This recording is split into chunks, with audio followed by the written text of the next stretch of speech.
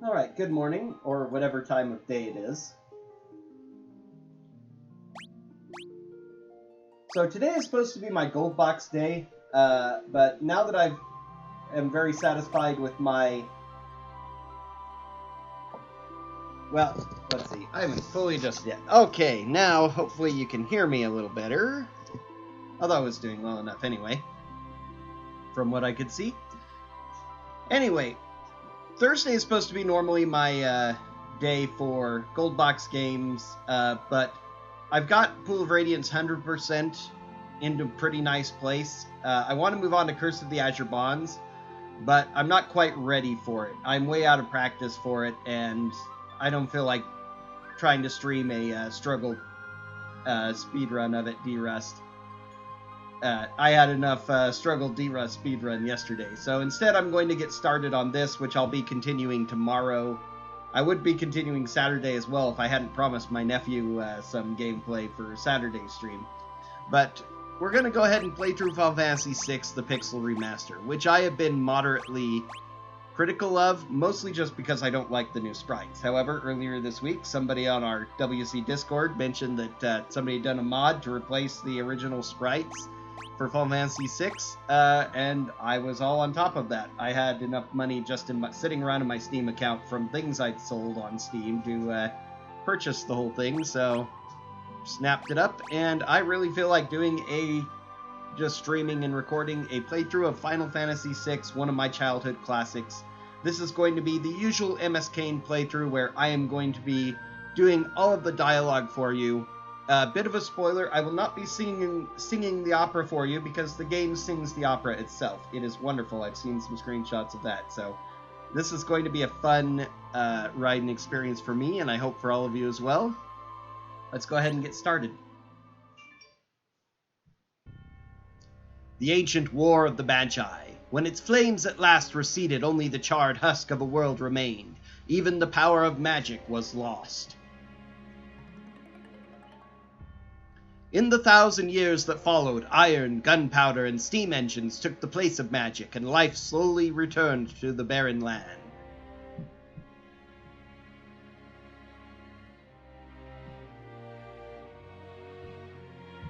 Yet there now stands one who would reawaken the magic of ages past and use its dread power as a means by which to conquer all the world.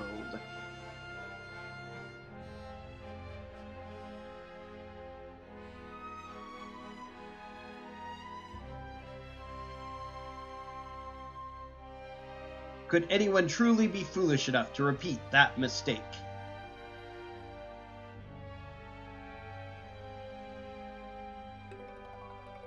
Might have to move around my camera once we get into battles and stuff too. I'm not quite sure of a great place for it. I might make myself smaller even, because I think that the position I'm at, I might be covering up some monster sprites. But again, we will see when we get to some battles.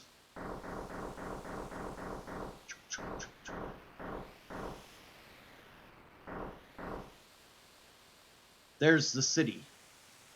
Hard to believe an Esper's been found frozen there 1,000 years after the War of the Magi. Bah, probably just another wild goose chase. I don't know. They wouldn't have let us use her unless they were confident the intel was good.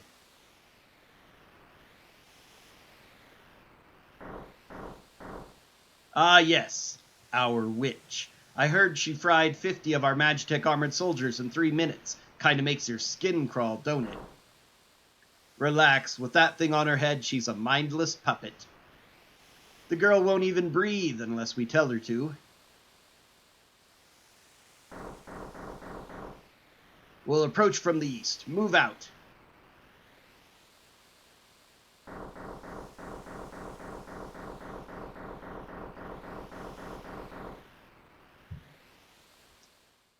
And now we get to the first goof up of the Pixel Remaster. The opening credits are supposed to be scrolling here while we walk through the snowfield.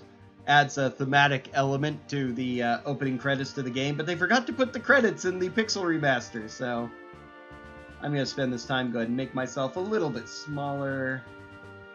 Probably this spot will be relatively safe. You're going to have our characters here, big menu down here, enemies here. In this small, unobtrusive spot, I shouldn't stand out too much.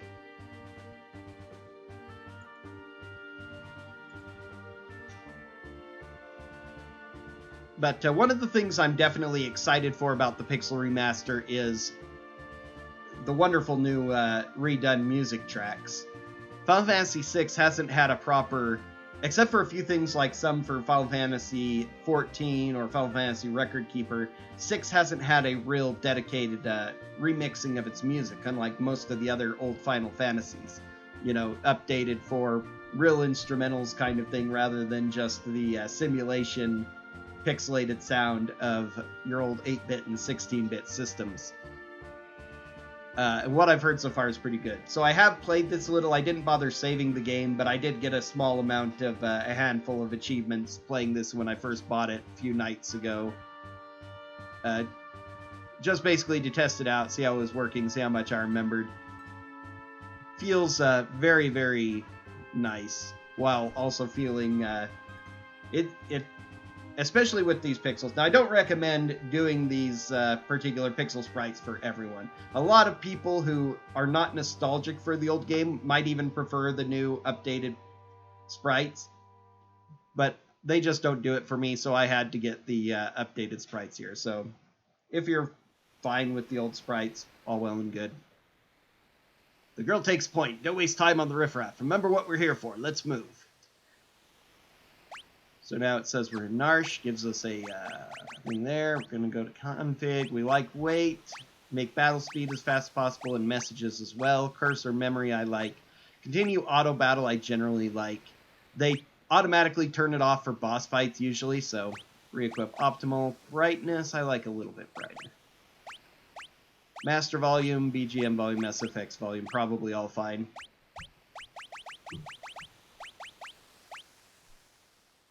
For this, the background music might even be a little bit better to turn up.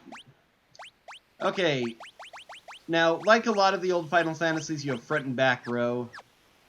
We're in Magitech armor, so we don't do physical attacks, so back row is just better. I'm going to get involved in all of the optional fights to get as much XP as possible.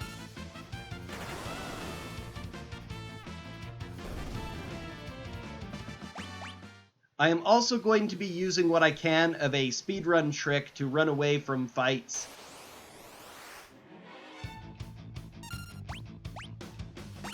With these two soldiers so that Terra will get the majority of the experience.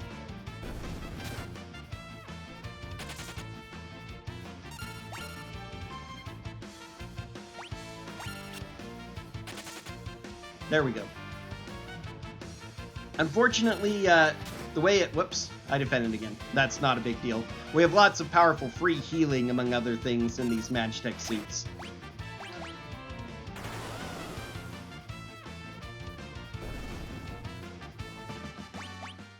It's really good to give Terra as much experience as possible while she's the only character in the party, because the level that your other characters join at are dependent on average party level. So while she's the only party member, you're basically getting 14 times experience. You know, experience for all 14 other characters you'll meet in the game. So giving it all to her is very useful. Unfortunately, you can't run away from fights with Silver Lobos in them, so...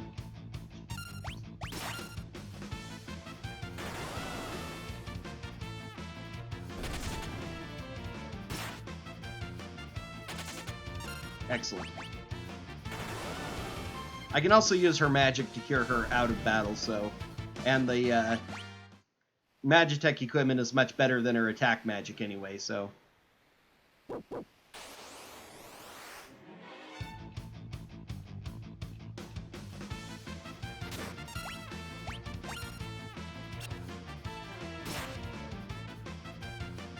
Can't run away because we're surrounded and because the Silver Lobo is here.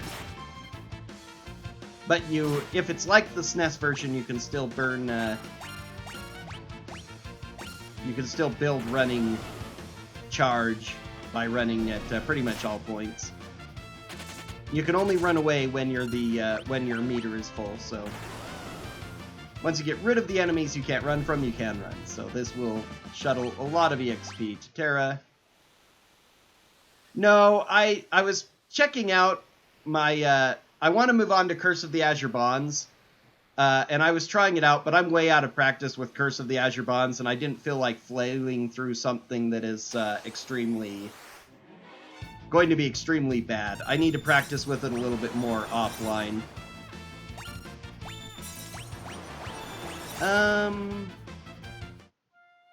Okay, that's hilarious. I have never seen that happen before. Oh, it didn't autosave for me right here. That's nice. Let's go ahead and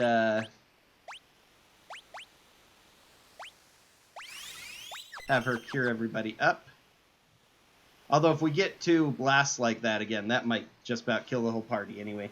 So I decided to go ahead and get started on doing Final Fantasy VI because this is going to take me a little while to get through. Yeah, sheesh.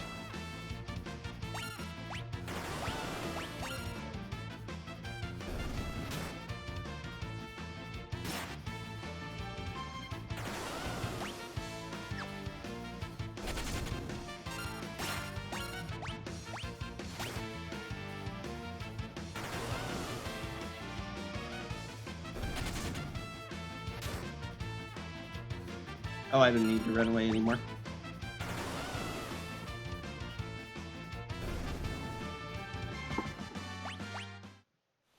That's a lot of experience. So she'll be level 6 easy before we get our next character, and maybe even level 7.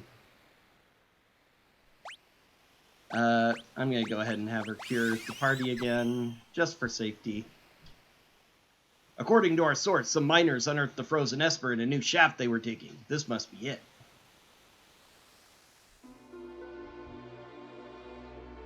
Let's go ahead and get this out of the way. I don't need to learn about save points. You can rest at save points. With a quick save option and autosaves as well, there's not as much need to really save at save points, but I'm probably going to be doing it because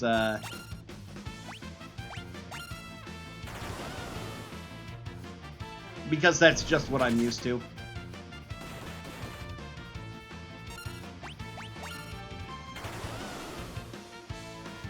I know other people who played the Pixel Remasters pretty much in the order they came through are used to using quick save, and it's very, very useful in the Nintendo versions because there were no save points, so you could only save at very specific spots. Plus, the fights could be really brutal, so getting the quick save was really good, but I don't think I need it all that much. I'll handle this. Stand back. Because FF6 does a good way of putting save points before boss fights anyway. I guess I could get in the habit, so that if somehow I get killed, I'll immediately start this battle. Emir, get them!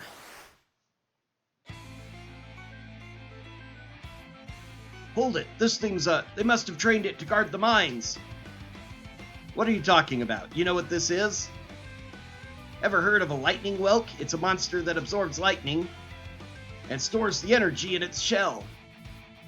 Right, so whatever you do, don't attack the shell. Got it! They actually tell you two things here. One is that, oh yeah, wonderful, slow on Terra to start is the best possible thing. It does absorb lightning as well. That's kind of mentioned offhand, and they're like, don't attack the shell, but also don't attack with lightning because it does heal it. Ah, darn. So we're about to get blasted. And that gives us Megavolt. This same boss is essentially fought in Final Fantasies 4 through 7 as the tutorial boss for the active time battle system. The first boss has a stage they go through where they are in a defensive stance. They're sometimes impossible to hit, sometimes they aren't. But if you hit them while they're in their counterattack state, they will counterattack with heavy damage, but if you leave them alone, they do nothing. Whelk goes down pretty quick, though, and Terra's Magitech missile is just really fun. It's actually a really powerful attack, nearly equivalent of Flare, which is the most powerful single-target black magic spell. So, this is the Frozen Esper?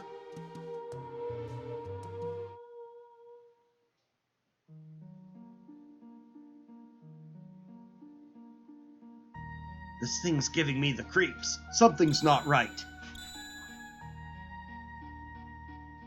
The frozen creature begins emitting an eerie light.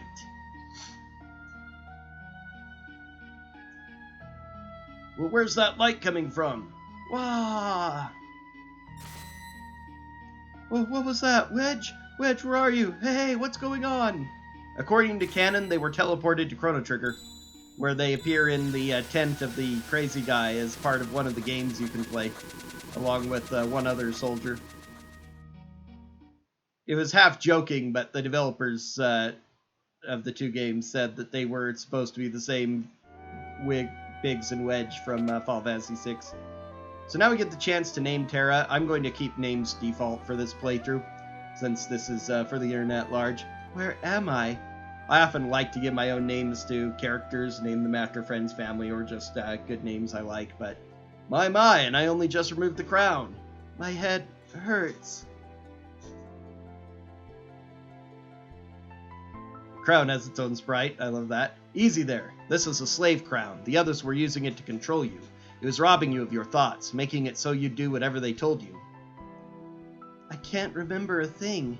Don't worry, it'll all come back to you. In time, that is.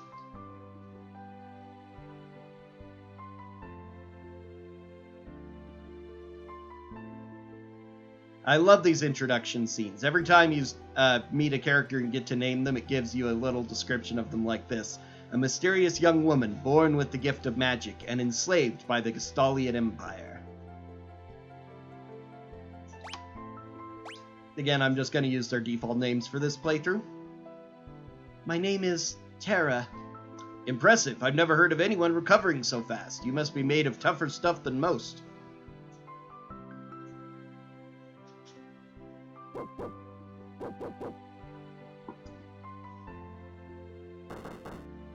Open up. We're here for the Magitech armor pilot.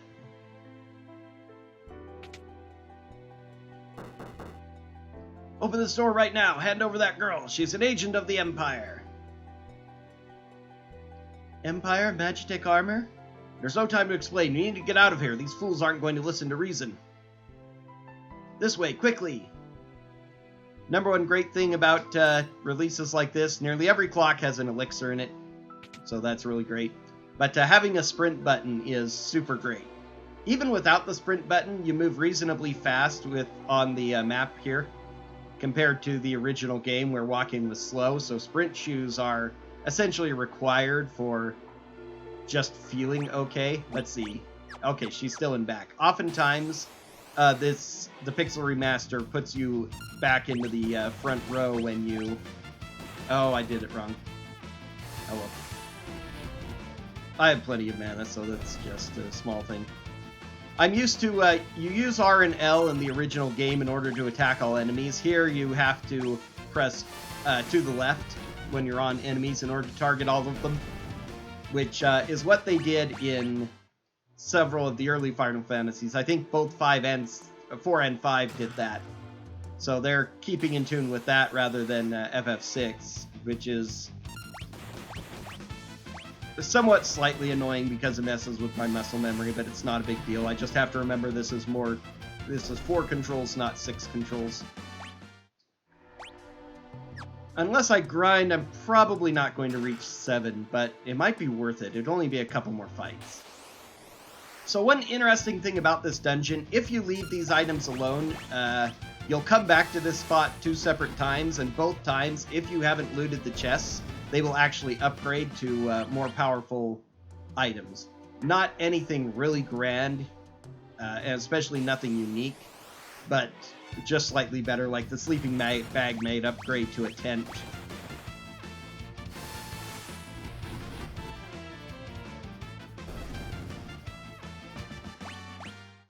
So that's something you can do if you want to try to min-max. For the most part, there's one dungeon where I'm going to upgrade once, but otherwise I'm leaving these things largely alone. I'm just going to grab them now, and not worry about the upgrades. There's plenty of cool stuff to get in this game. I don't feel like I'm missing out.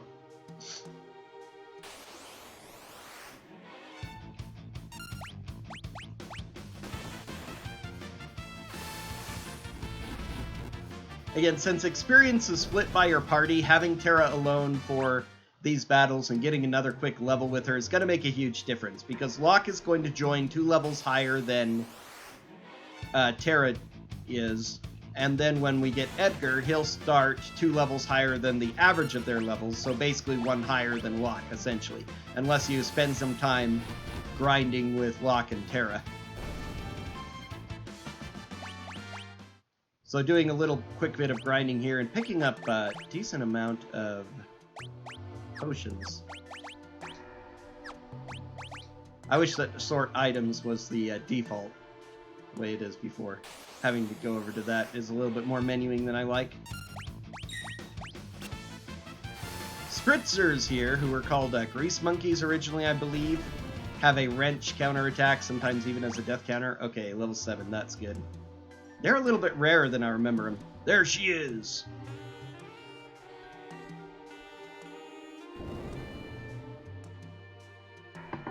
Ah, convenient hole collapse.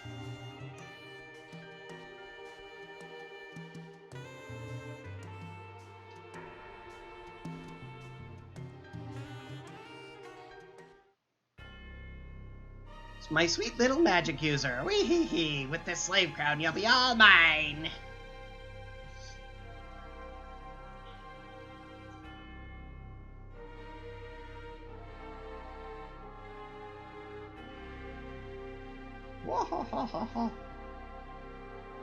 One thing I can definitely see is that the original sprites, with the way the game is kind of zoomed in, have a slightly pixelated look here, so I actually see now kind of why they wanted to redesign the sprites for this. Whee! Good, good. Burn them all to a crisp. When I first saw the sheets comparing the sprites, I thought they looked awful. Watching them in-game, they're not quite as bad. So I definitely see they're probably better for anyone who isn't nostalgic for old FF6, but for me, I still prefer these old sprites. Soldiers of the Empire, we stand at the dawn of a new age. The lost power of magic has returned to us. We have been chosen. The time has come for us to claim our rightful dominion over the world. Nothing shall stand in our way. Hurrah! Long live Emperor Gaston! And I could make so many references to World War II.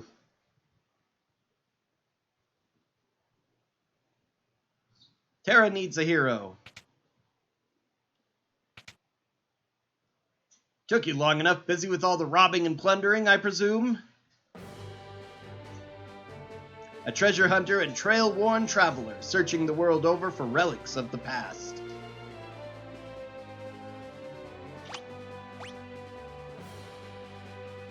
I prefer the term treasure hunting. Ha! Semantic nonsense. There's a huge difference. Anyway, is there something you need me to do? There is indeed. I met the girl. Girl? You don't mean... The city guard is pursuing her as we speak. The city has the strength to stand up to the Empire, but it won't use it. The people are just too stubbornly independent to join an underground resistance group like the Returners. I tried to explain that the Empire was controlling the girl, but they wouldn't even listen. Alright, so you want me to get her out of Narsh? That would be the idea. Make your way to Figaro for the time being.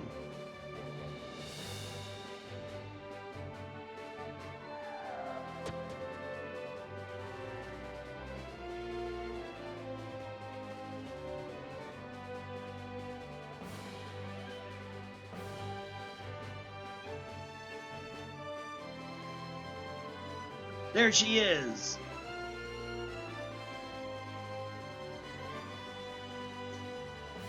Wonderful, there's a whole bunch of them. Kapoo! Moogles, are you saying you want to help? Kapoo!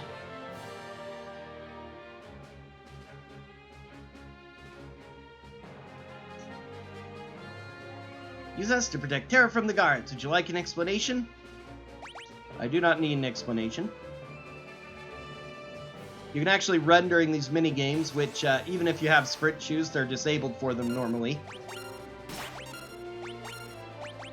We're gonna kill a few with Locke to get him a little bit of experience. Divided as it is with the Moogles, he doesn't get a huge amount, so...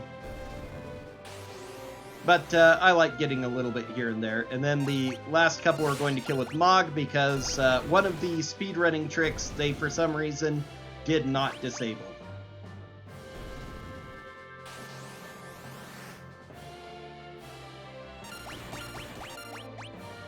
I should probably be stealing with Whelk, because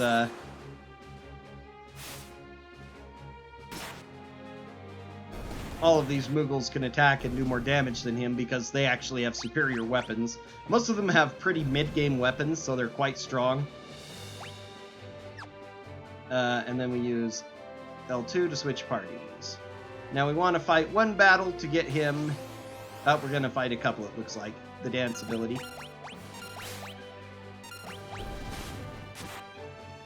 Now you can't touch these Muggles' equipment.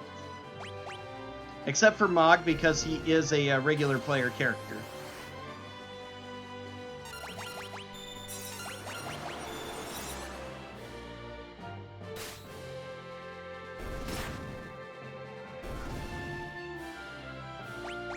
And he has mid-ish game level equipment as well.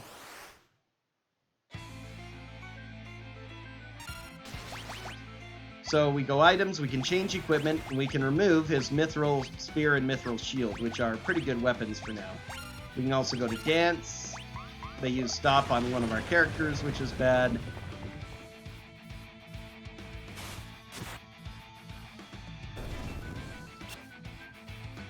Miss.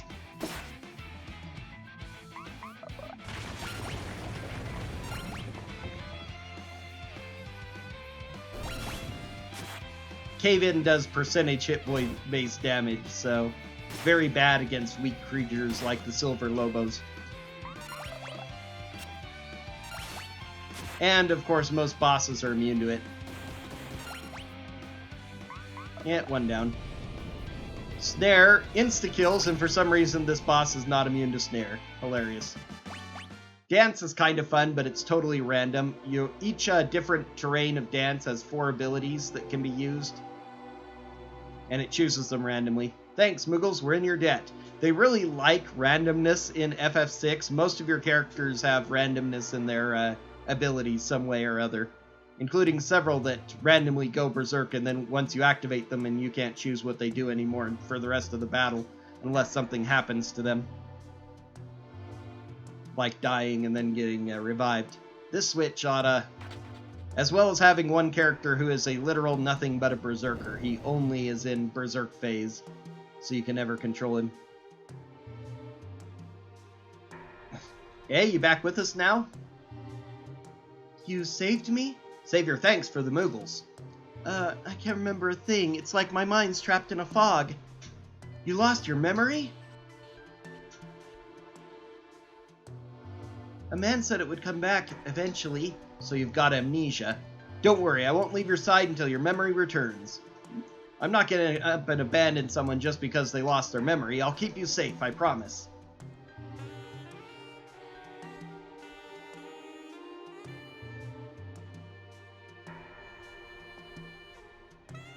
So we sneak out of the secret entrance, which Locke tells us to remember for later. Wink, wink, nudge, nudge. Despite all recent advances in technology, the outside world remains full of monsters we know little about. Here we provide advice to travelers brave enough to face its many dangers. So a couple of the early Final Fantasies have these adventuring schools, beginner schools kinds of things, so... You can talk to these people, and they tell you about pretty much all the abilities in the game. There are also a couple of quick items to grab here. There are certain... there are a couple early on. There's a lot less of them as you go further into the game. But there are a few of these restorative spring elixirs, which is kind of a Final Fantasy thing too, which they use with more and less frequency. We're also introduced here to... Be careful, sometimes monsters lurk inside of treasure chests. Monster in a box.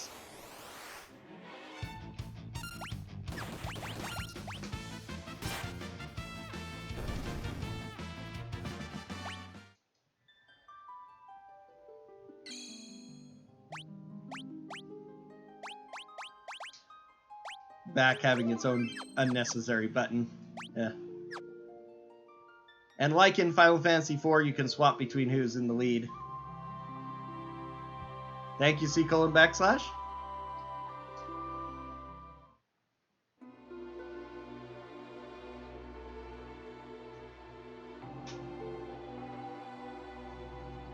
Alright, if you try to go back into Narsh, they won't let you.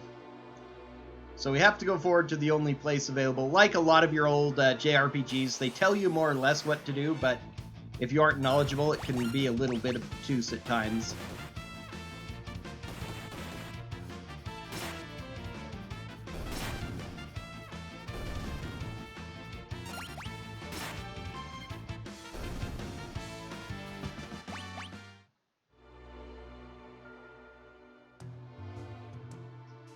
But right now, there's not very many places we can go. Halt! Oh, it's you. Proceed. So let's take a look at a couple of things in Figaro Castle. This is B1. The Figaro Castle engine room is down those stairs. The engines are currently undergoing maintenance, so we can be ready to move at a moment's notice if the need arises. And if you try to go down, sorry, I can't let you go down there. It's too dangerous. And he's right, because it's a, about, not quite an endgame dungeon, but 2/3 of the way through the game-ish dungeon. These good-for-nothing brigands have been locked up for thievery, and worse, you'd best keep a safe distance. Again, these games do little that is just for flavor. Almost everything is going to come back at some point, including these brigands, and especially the wolf-looking one.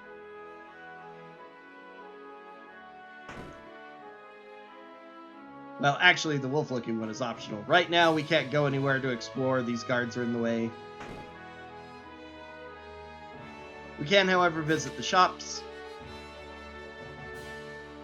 and take their free samples they've got. That's how I've heard one person describe it, and I like that. Other people talk about JRPG people being regular thieves who just break into people's houses, but especially in situations like this where they just have the chests in a shop, feels like a free sample to me. Before we go to the throne room, this is a chest that I'd forgotten about for a long time, if ever I knew about it.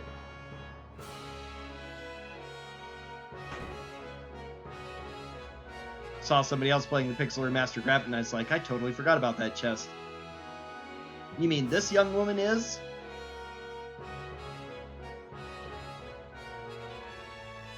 Who are you? Oh, my apologies. How rude of me to turn my back to a lady on our very first meeting. The young king of Figaro Castle, imperial ally and champion of the technological revolution.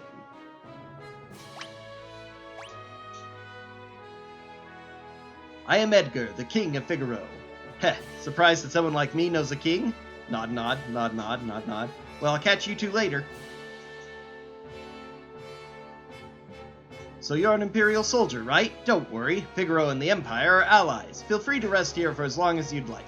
It's not in my blood to harm a lady. Why are you being so kind to me? Is it because of my abilities? I'll give you 3 reasons. First of all, your beauty has captivated me. Second, I'm dying to know if I'm your type. I guess your abilities would rank a distant third. What's the matter? Guess my technique's getting a bit rusty. I suppose some girls would have felt something from those words, but not me.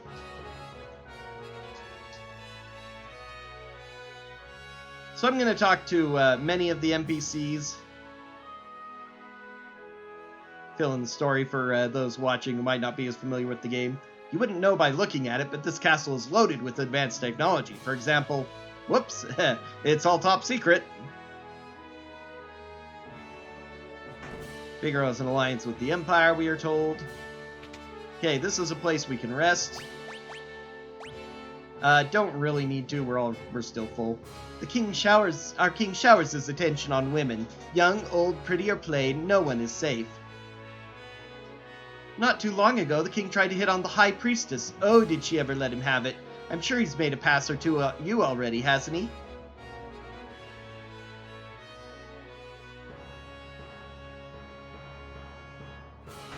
Whoops.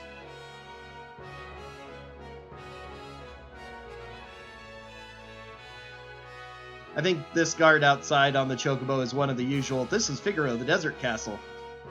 Yeah.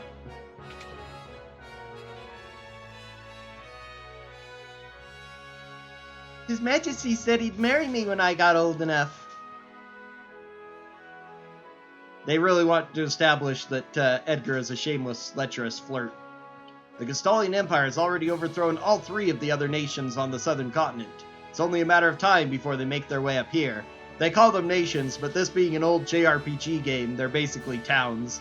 Or really villages based on their size. But you know, that's JRPG scale.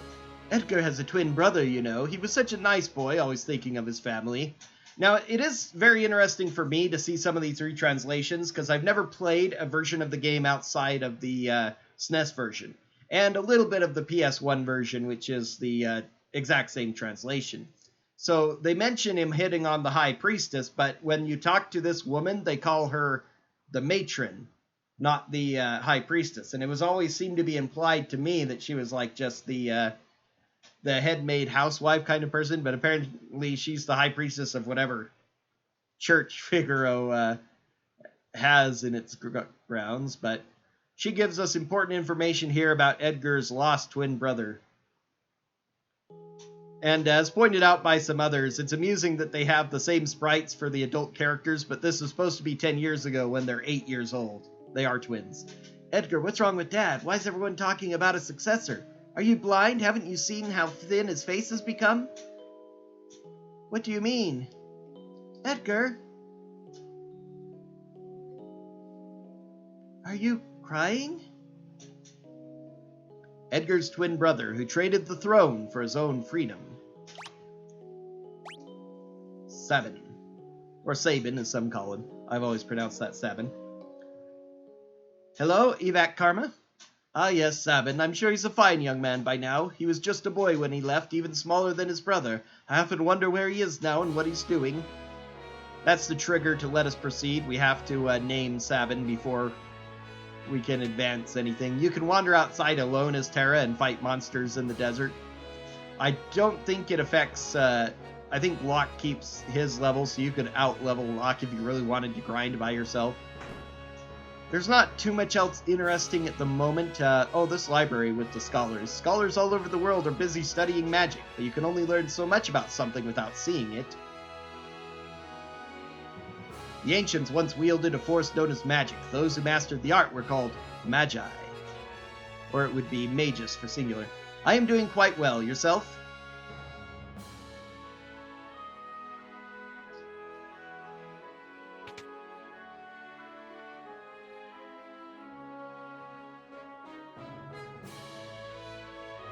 Well, you could offer suggestions. The advanced weapons and other items we manufacture here are shipped to South Figaro.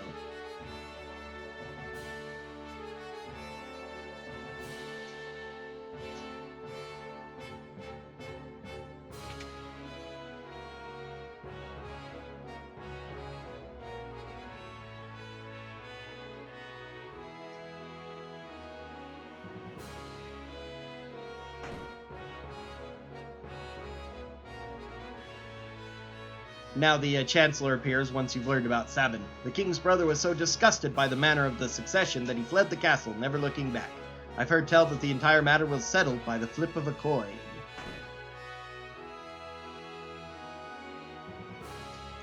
Well, how do you like my castle? King Edgar, there's somebody from the Empire here to see you, sire. Sure, go ahead and send me a message with it. Kefka, no doubt.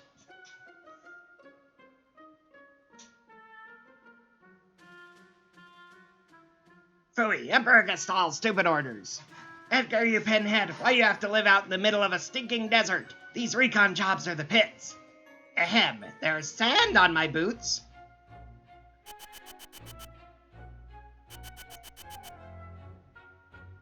All gone, sir.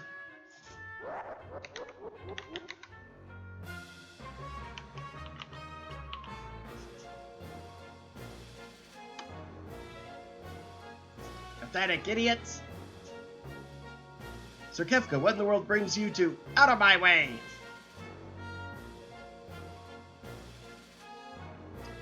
Now we get to play as Edgar, as it were. We have to talk soldiers. You wouldn't be thinking of invading my kingdom next, would you? We have an alliance.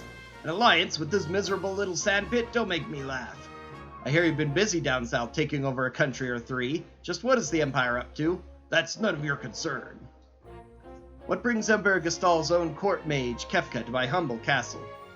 A girl of no importance recently escaped from us. We heard she found refuge here. This wouldn't have to do with that witch everyone's been whispering about, would it? Lies. She merely stole something of minor value. Is she here? That's a tough one. There are more girls in here than grains of sand in the desert. A man couldn't possibly keep track of them all. Oh, Edgar, you know you only stand to lose by trying to hide her from us. I truly hope nothing happens to your precious Figaro. I didn't like the sound of that. Where's Terra?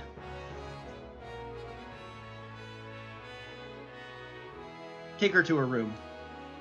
I'd love to stay and chat, but the Chancellor and I have some planning to do. Being a king's not all tea and crumpets. Now, if you'll excuse me. Follow me. Or I'll run ahead of you. Ha ha ha. But he somehow beats us inside the door anyway. Ha! Managed to get ahead of him again. Take that. His walking was not designed to counter somebody with speed, like wearing sprint shoes before you're supposed to get them in the original game, or using sprint button here. Sorry, I didn't mean to drag you around like this without giving you a chance to rest. I'm Locke, right? Edgar told me about you. Is it true you're a thief? I'm a treasure hunter! I don't remember them having this conversation, so they obviously imply a lot of stuff happening. On the surface, Edgar pretends to support the Empire. Truth is, he's collaborating with an underground resistance group called the Returners. I serve as their go-between. The old man you met in Narsh is one of us too. The Empire? But I'm an Imperial soldier. Not anymore. They were using you, that's all. Things are different now. I don't know what I should do. Whenever I try to think, it just makes my head hurt even worse. All that matters is that you make your own decisions from now on. Try not to think too hard right now. You'll know what you want to do when the time comes.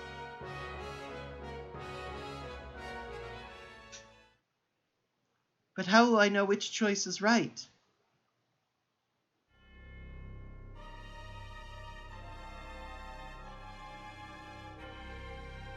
What in the...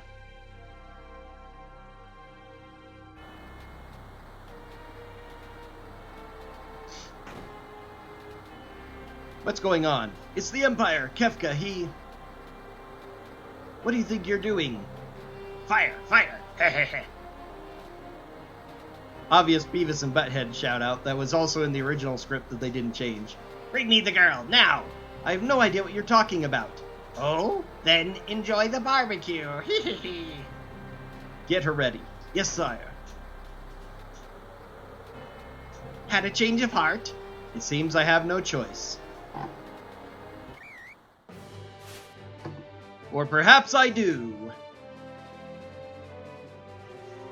Oh my, the brave and noble king abandons his people to save his own skin. How utterly delightful. Hee hee hee. Jump. Alright, thanks. Alright, sink her into the sand. Yahoo!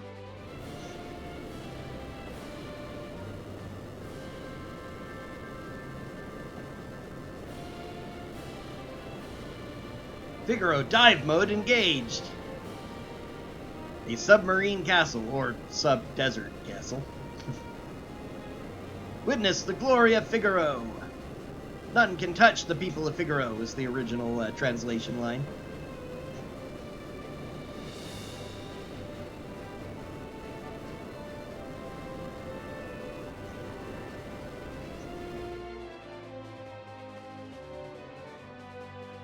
Go! Kill them!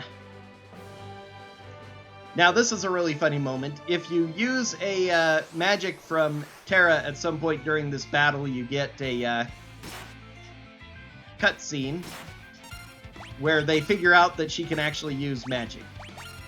On the SNES, you can avoid getting that cutscene by not having her use magic.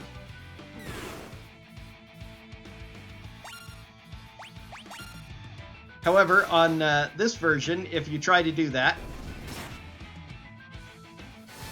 She will suddenly use fire all by herself to kill the final enemy,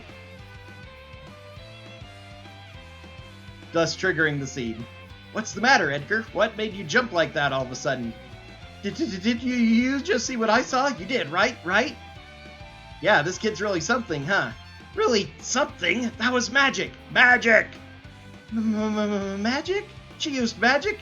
He apparently has been seeing it implied he doesn't react, so he didn't know what she was doing. Oh, she could just do cool stuff. It's no idea it's magic. Edgar figures it out immediately. Whisper. Terra. Your name was Terra, right? What exactly was that just now? I'm sorry, And then you have this big scene in the middle of the fight while the Magitech troopers watch on. No, we're the ones who should be apologizing. I didn't mean to make such a big deal out of it.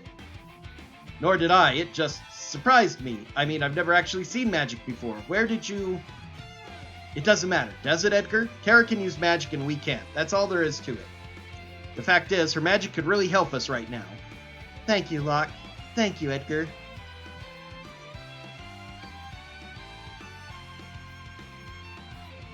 Swoon. In a little comedy moment, but it's dead. Bosses don't give experience in this game, and those two count as bosses. Bravo, Figaro! But we do get item loot from them. Son of a sandworm, you'll pay for this! That was great. Were those bad people? I'm scared. Terra, there's someone we'd like you to meet. Like I told you before, we're members of the Returners. Would you be willing to meet our leader? Magic is going to be the key to winning this war. Magic? The Esper reacted to your magical powers. There's got to be a relationship. I don't know any more than you do. These powers just come naturally to me. But no human is born with the powers you have. Whoops. Open mouth, insert foot. Forgive me. What should I do? The Empire will be coming after us. They want your powers for their own. If they get them, the world is done for. Terra, you want to understand your own powers, don't you? Then I think you should meet with Bannon. He may be able to help you find out more about why you have them. Please, Edgar's right. There's a cave just south of here that leads to South Figaro. Let's head in that direction.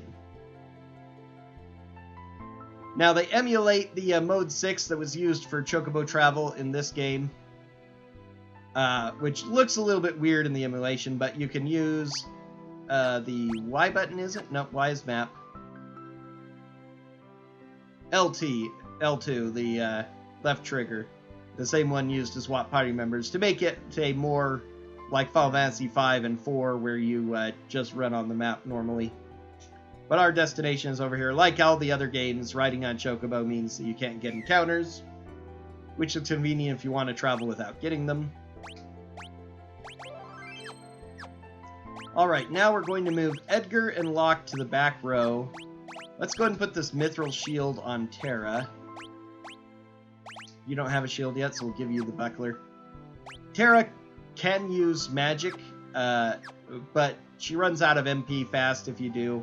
I prefer not to use magic in regular fights most of the time. Save it for bosses.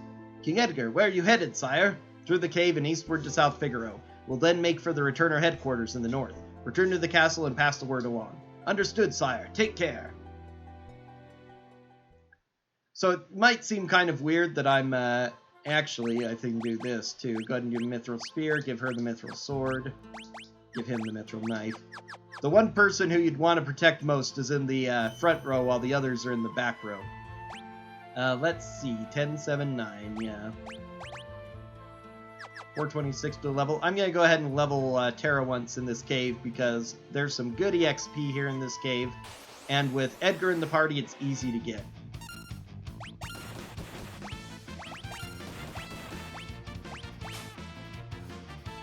So I'm just going to steal with Locke, because his damage doesn't mean all that much. Edgar's going to one-shot most of the enemies in the cave anyway, or two-shot them all. Again, these items will change if I leave them for now, so I'm not going to grab any of the items in this cave. I thought I put on Auto Battle Continues.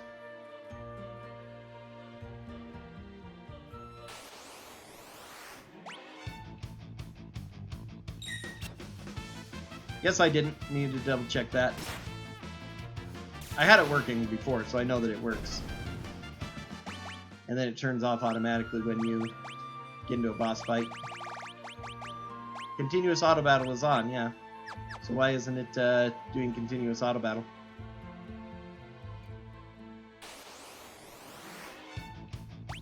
There it was. It was on this time. Okay. Possibly just one of the many little bugs of the Pixel Remaster.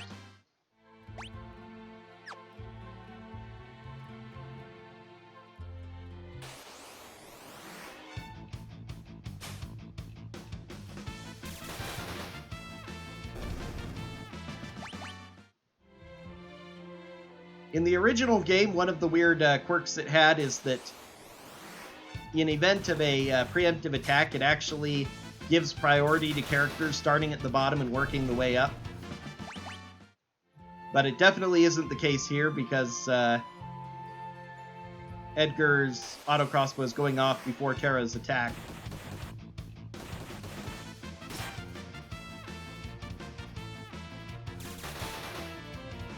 In the preemptive battle we had. And I'm pretty sure that attack does not take more charging time than auto crossbow does.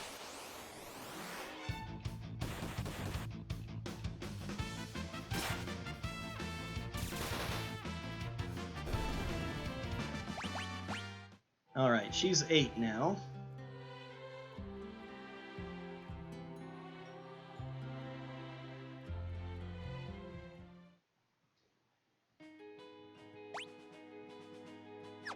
Yeah, hit points are still okay. One of the other things about not using magic for offense is since she has cure magic... Oh, this mysterious guy is running over. Lots of items hidden in places in this town. But saving the magic means that you can use it for healing outside of combat. When you have a powerful person who can wreck enemies effortlessly, like with Edgar's tools, that's a big deal.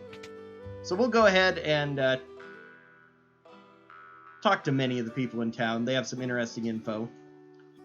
Beyond Mount Colts lies the Saber Mountains. Lie the Saber Mountains, because they're plural. Welcome to South Figaro, usual. Our shops carry weapons, armor, and relics of the utmost quality. Which is the tutorial saying, hey, check out the shops and upgrade your equipment. What kind of dummies would go and make the Empire mad? So talking to this guy gives a relic tutorial. I don't care about that. There are some relics here, but it's better not to buy any. You would want to get a pair of sprint shoes in the original game so you can move faster. They do make you faster, even in this, but kind of better not to have it. There are so many places you can freely heal in this game, it's generally not great to use inns most of the time. You look just like that student of Duncan's. Clues to the fact that you're going to be meeting Sabin soon. The man at the counter's got a nasty look about him. I hear the Empire's been invading one town after another. I wonder how safe we are in South Figaro. Huh? Kids aren't allowed in here? Okay, fine. Duncan's been training his boy Vargas along with his other students. He's always grumbling about how the kid never seems to be making any progress. Right, ignore us and maybe we'll just disappear. Back off, Locke. That guy looks familiar. He comes and goes like the wind, swearing allegiance to no one. Hidden behind his wintry gaze lies a face known to none who live. Shadow. The mercenary ninja and his dog Interceptor. Yeah, that's Shadow, all right. He's an assassin. He'd kill his own best friend for the right price. He'd slit his mama's throat for a nickel, is the quote in the original game. Guess we better steer clear of him. Leave us. The dog eats strangers.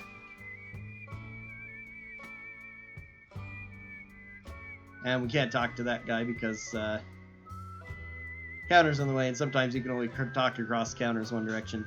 So this guy has cider, and he won't give it to us. Out of my way, I gotta give the cider over to the old timer, because, see, some of us have jobs. Now scram!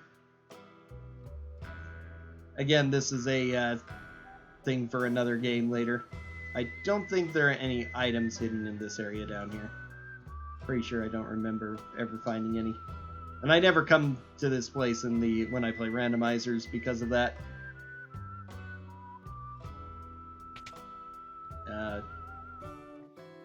It's slower to go through the inn and relic shop.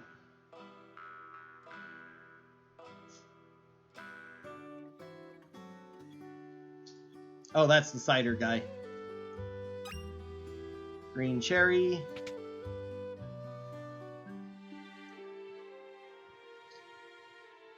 I wonder if it'll really come to war. Maybe I should return home now before it's too late. We'll come back to this mansion in a little bit. Phoenix down. Oh, look, a secret passage. Another elixir clock. No other items down here, although I'm always looking for them. What's this between these two buckets? Oh, it's another secret passage. A secret passage behind a secret passage. And this warps us to the other side of the town, as if this were a clue. You can slide on over this way as well and pick up a potion from that little bucket. So this is the old man who likes cider. You talk to him, he says, I don't trust you bring me cider, so you need to do something about that later, obviously. My grandpa used to be a servant for the richest family in town, which is why that building has the secret passage here, which again is something we need to utilize later on. There's a lot of that. Let's see. Whoops. That's not what I'm looking at. I want to check out my items. I've got a decent amount of potions, 2 sleeping bags. One of the powerful things you can do if you have a healer like Terra and just sleeping bags is sleeping bags only restore one person's HP and MP. But since Edgar and Locke currently don't have any MP, if you're in a dungeon and you need to recover, you can, and you have like a healer like Terra, one spellcaster, you can use all of her magic to heal up everybody else, and then just use a sleeping bag on her, and it's the equivalent of getting a full rest, so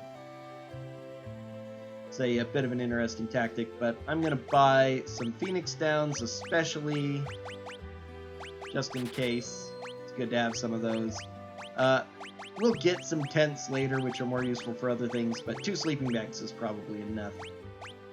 Maybe I ought to... Most of the time, status ailments aren't too big of a deal in this game. Occasionally they can be, but... Terra has a spell to get rid of poison, and that's the one that we'll be most afflicted with in the next section. And even though in the original game, darkness didn't even do anything, so, well, except for one character, it slightly nerfed him, but not in any real way you needed to worry about, so let's go ahead and get 2 heavy shields. Let's go ahead and get plumed hats for everyone, cotton robe for Terra, and Kempo gi for him. I'm not going to worry too much about weapons, though, because we're going to find better weapons for the most part. No, actually, I'll get a great sword for Terra. So there's most of my money. We can optimize here at this point. Can I grab those right there? Yeah. Back to the richest man's place. He has more secrets in his mansion besides the one from out back that leads to the servant's house on the other side of town. Here are the rich man's kids stuck in this little room. Clang, clang, clang, clang. I'm Magitech Armor. My dad's super important. So important people come here for dinner all the time. Even General Leo. General Lee. I forgot what I was going to say. She is a wonderful source of weird, random, useful information about what's going on. The city's eastern border, so attacking from there would... Hey, what do you think you're doing? Barging in here when I'm trying to write a letter. There's always a nasty draft in this room. Oh, where is it coming from? I'm afraid I'll catch a cold. Which, again, is information for later. This secret passage we have to come back to later on in the game, but we can come in now to grab some items, including some that are really useful. This was another hidden passage in the original game, but they went ahead and added this spot in the Pixel Remaster here, so you can see that there's something to enter, as well as, you know, seeing the yellow arrow on the map telling you can enter this place. I've still seen people miss it, though, and there's some good stuff here, though, like Hyper Wrist and Hermes sandals, especially running shoes, as they were called in the original game. Both of these are pretty good for Edgar right now to improve his damage. Auto haste is pretty strong for giving you more turns, so especially since he's auto crossbowing everything to death, he is our primary source of damage. We want him to kill things. Then there's some chests with some money. 1,500 gold, maybe 3,000, empty. An old clock, it's ticking. No elixirs here. An old clock, it's not ticking. Huh, how weird.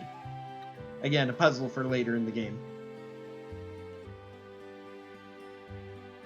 So we've explored pretty much all the interesting stuff here in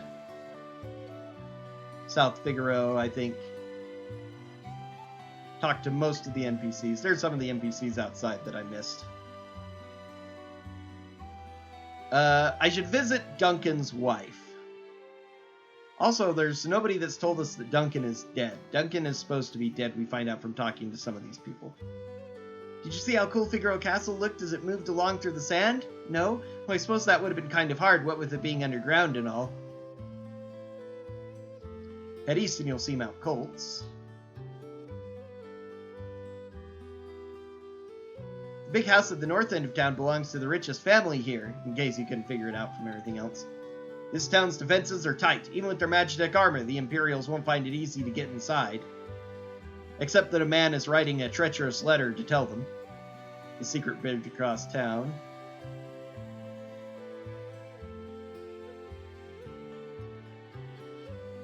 Saber Mountains, we heard about that. I've talked to all these people.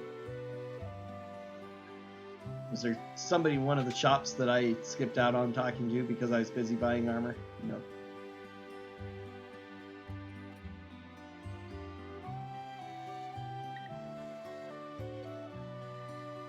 Oh well, let's go to Duncan's house.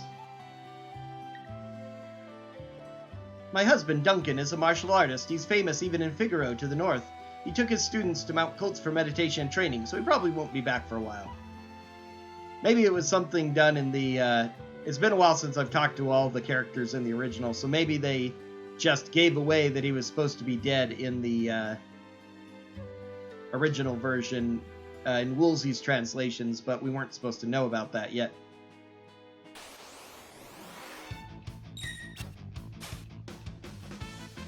Getting more antidotes is nice, because if I don't have to use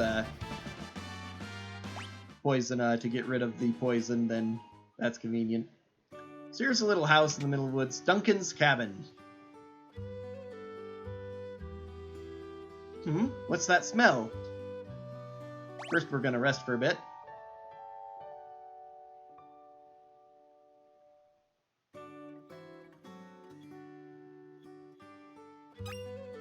We're gonna obtain a potion. This tea, it was his favorite. These dishes, they're just like the ones he always used. These flowers, he always liked these.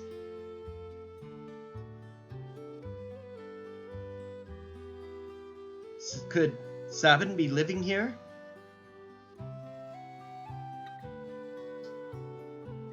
Hey, do you happen to know where I could find the man who lives here? Sure do. Left a couple of days ago, as soon as he heard Master Duncan had been killed. Headed up into the mountains. Maybe this is just where you hear about Master Duncan being killed. They say Duncan's son Vargas is missing too. I don't like it one bit. Some more clues in case you didn't find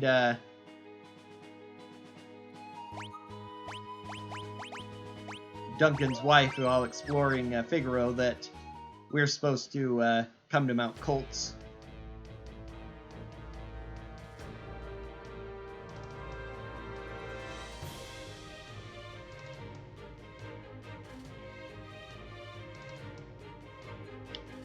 Now, if we need to attack with Lock, not getting a lot of encounters, kind of sad about that. Mongosh is a superior weapon to most of the weapons he can equip right now, plus it gives him bonuses to agility, which is speed, and evasion. So it's very good for him getting more chances to steal and avoiding hits. Preemptive strike is nice. I'm already one-shotting them, that's nice. I did do a little bit of extra leveling. Okay, these guys, normally called Tuskers, are a little bit on the frightening, dangerous side, but 2 auto crossbows should still just about deal with them.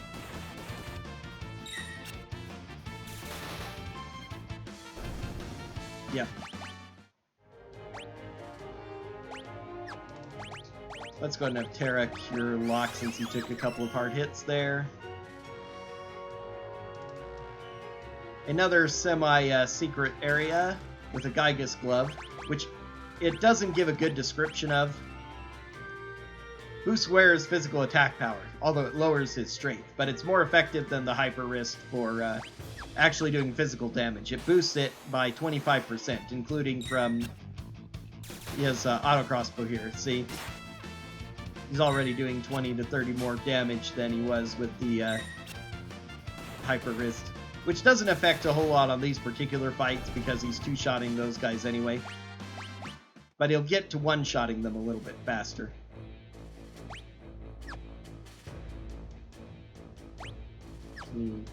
Edgar's 10. Well, okay. Then he'll turn 11. And she'll turn 9.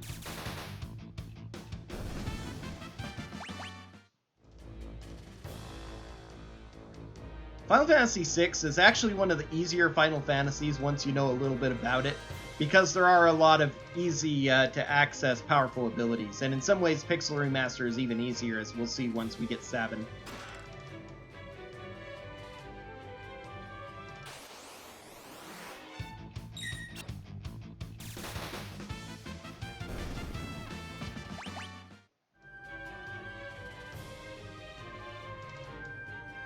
But pretty much for most of the game, until you get some really, really awesome weapons, possibly, which can also be used by other people, so it still reduces the chance of needing to, it's almost always better just to have Edgar use whatever tools he has, because they cost no mana, they don't really take any charge time, they often will hit all enemies, do damage from the back row, have other special properties. He has only 3 really great ones, the rest are kind of moderate in utility. Terra needs a heal.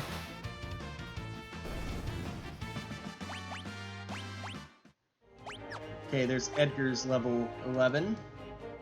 Once Terra makes 9, that will put Sabin up to level 12. I'd probably like one more level on each person before we pick up Sabin.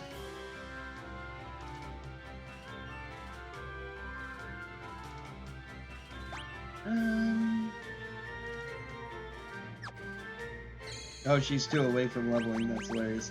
This is the last room before the boss, so if I do want to do grinding, I have to do it in this room. Luckily, it's a big room.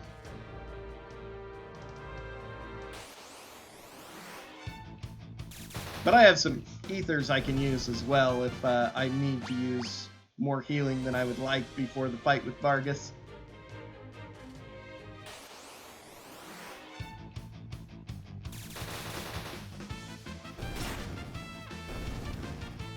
Now they're doing enough combined damage. And I could actually improve her physical attack damage more by giving her the Hyper Wrist. Although, I'm actually going to give it to Locke because that'll make him a little bit more useful for fighting in the fight with the boss coming up here.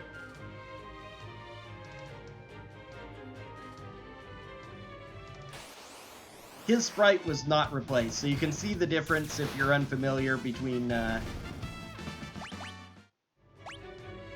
poison. We've got a few antidotes we've stolen. Let's sort items. Go ahead and use one. You can see the difference between a little bit of a difference between the regular sprite and the Pixel Remaster sprite there, because Vargas's is not one of the sprites that was updated by the mod I got. 779 to level Edgar, so that's 8 to 10-ish battles, I think.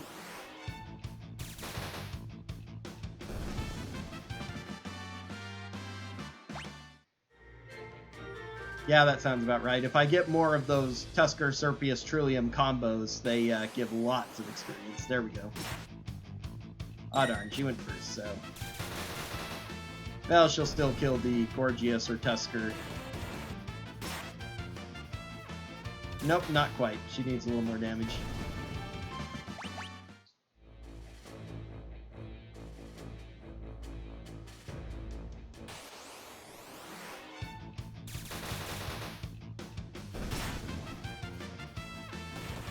just got a good roll before that allowed her to, from probably both from Edgar and Terra.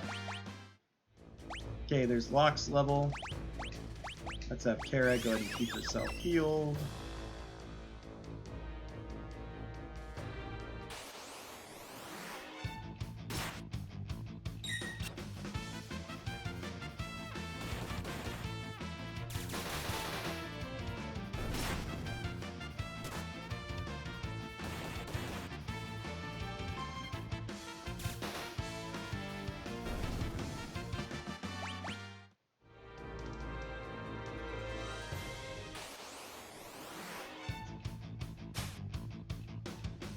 Still antidote, nice.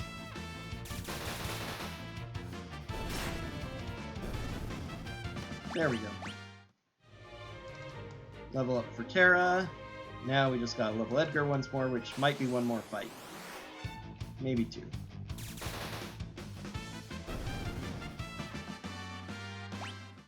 Yeah, one more fight. I'll wait.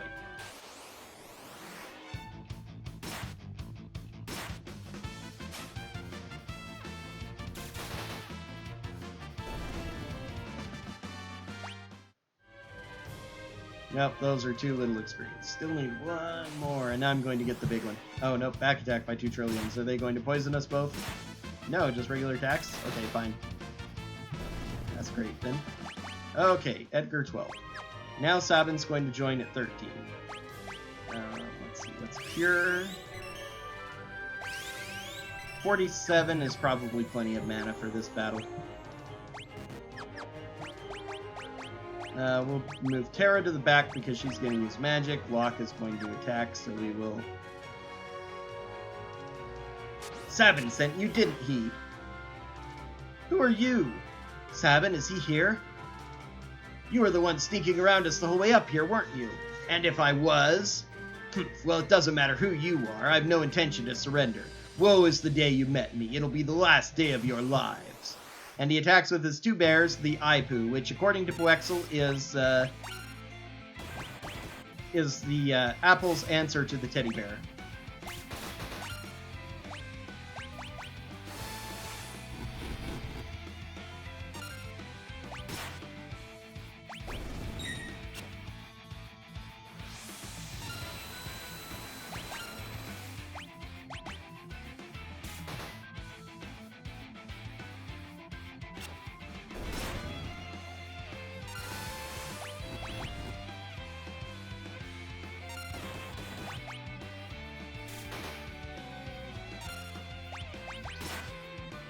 Vargas can be a kind of tough fight if you haven't leveled up at all or optimized your equipment well. Enough of this. I'll send you all to the great beyond.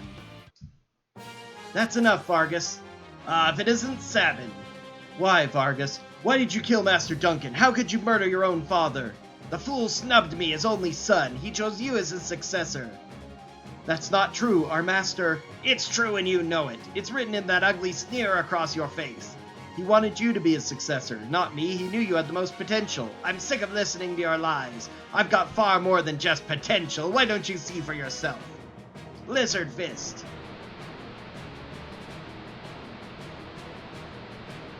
Vargas used Whirlwind. It doesn't affect Sabin.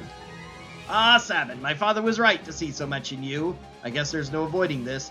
Fate met his train together, and now fate will send you to your doom. Now they force this tutorial on you as well. Now, get ready to join your beloved master. So I'm going to blitz, Raging Fist, left, right, left, A. Time to put an end to this. I need to use a blitz technique like the master taught me. Select Raging Fist from the blitz menu and press over, over, over and the confirm button, just like I did. How to use blitz. Normally he does, if you use Pummel, as it was called in the original game, immediately, it ends the fight. But they force you to do the tutorial once in Pixel Remaster regardless. Arg, you already learned that technique? Vargas, if only you hadn't been so consumed by pride. And that's the only technique that does that to him. Higher level techniques, you can beat on him for 18,000 HP and he won't die. But you used his weakest technique once and he's like, no, you already learned that? It's so crazy. Sabin! Edgar, my brother? Brother? You're his twin brother? His brother? At first I thought you were another one of Vargas's bears. You thought I was a bear? I guess I'll take that as a compliment. Anyway, Edgar, what are you doing here? We're on our way to the Saber Mountains. To the Returners' hideout, no doubt. So the wheels are finally turning. I've been watching from a distance, hoping the world would come to its senses. The way things were going, I was afraid Figaro would end up as a puppet state. A means of striking back has presented itself. There will be no more playing lapdog to the Empire. I'm through with that act. Think a bear like me could be of any help? Sabin, you join us? I think Duncan would rest easier knowing his training helped bring peace to the world. Well then, let's get going.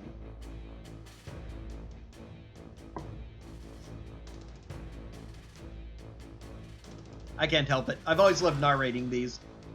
I've been doing that for a long time, though, because my younger sisters, who I talk about a lot, they have loved watching me play video games, and we would voice act together on any of these that didn't, you know, the older games that didn't have voice acting, which is pretty much all the stuff we played growing up.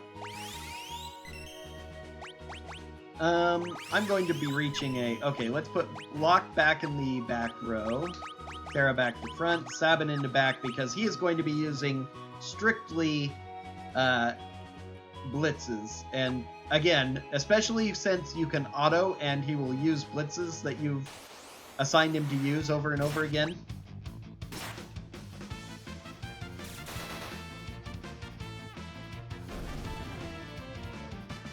So there's really no reason to have him in the front row because he takes half damage from physical, and all of his blitzes do the same amount of damage from either row. So when you know little tricks like this, it can make the game a whole lot easier. I mean, I really could just not worry about Terra's damage and have her sit in the back row as well. King Edgar, this way, please. But this is a slightly optimal thing, and stealing occasional items is a little more useful for Locke in this party than attacking things, because Edgar and Sabin are just doing so much damage. Although Locke is my favorite character since he appeared as the first hero, he is kind of underpowered compared to most of the other characters, at least at this stage of the game. Bannon, we brought her with us. So this is the girl, the one to whom the Esper responded. Esper?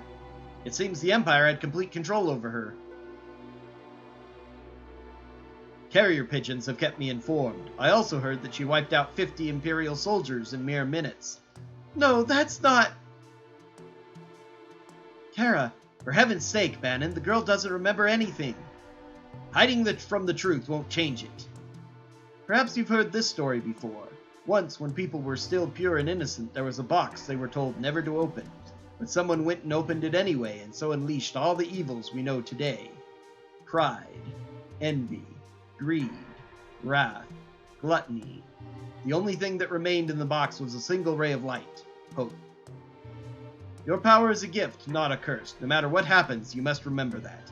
You are this world's last ray of light, our final hope. Bannon! I've grown weary with the hour. Allow me to rest for a while. So now we have to talk to each of our other... We get Terra alone. We get to talk to each of our 3 other companions and to learn their stance on things, to help her make a decision. The Empire took someone important from me. I've hated it ever since. If no one stands up to the Empire, more people will be left like me. That's why I joined the Returners. But there's no one important in my life. I have no family, no friends. That's not true. And even if it was, I'm sure there are people who feel you're important to them. Those people could be counting on you.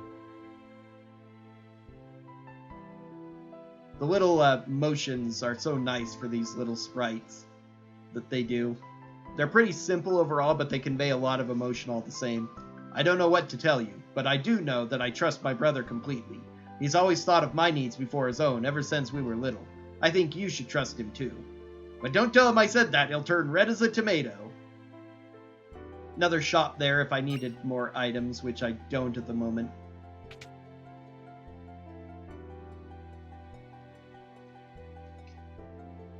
It's not easy asking so much of you, and if we force our ideas on you, we're no different from the Empire. So we want you to decide for yourself.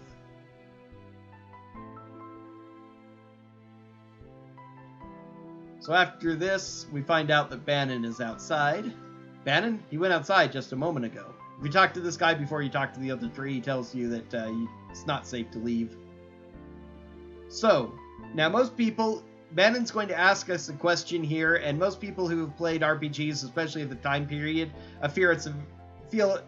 they assume it's a very obvious "but thou must" when he asks if we're going to be their ray of hope. And after you say yes, he gives you a relic, and the game resumes as normal. However, there are a lot of people who know that if you refuse him 3 times, it skips the cutscene, especially if you've watched speedruns, because this is the faster thing to do. It skips the following cutscene where you try to battle plan and immediately moves to the next stage where we have to flee from the approaching Empire, and you get a different relic instead. However, what fewer people realize is that you can talk to him. Have you made your decision? Will you become our last ray of hope? Say no. I see. And then you run up here, which I avoided up to now, and talk to this guy. I understand your apprehension, but too many innocent lives are being lost to the Empire while we stand here and do nothing. Please lend us your strength. This relic will help keep you safe. Genji Glove. Please have the courage to join us in our battle. So, the relic you get by saying yes is the Gauntlet, which allows you to equip a weapon in 2 hands. The Genji Glove is the inverse. It's a relic that you equip that allows you to dual wield.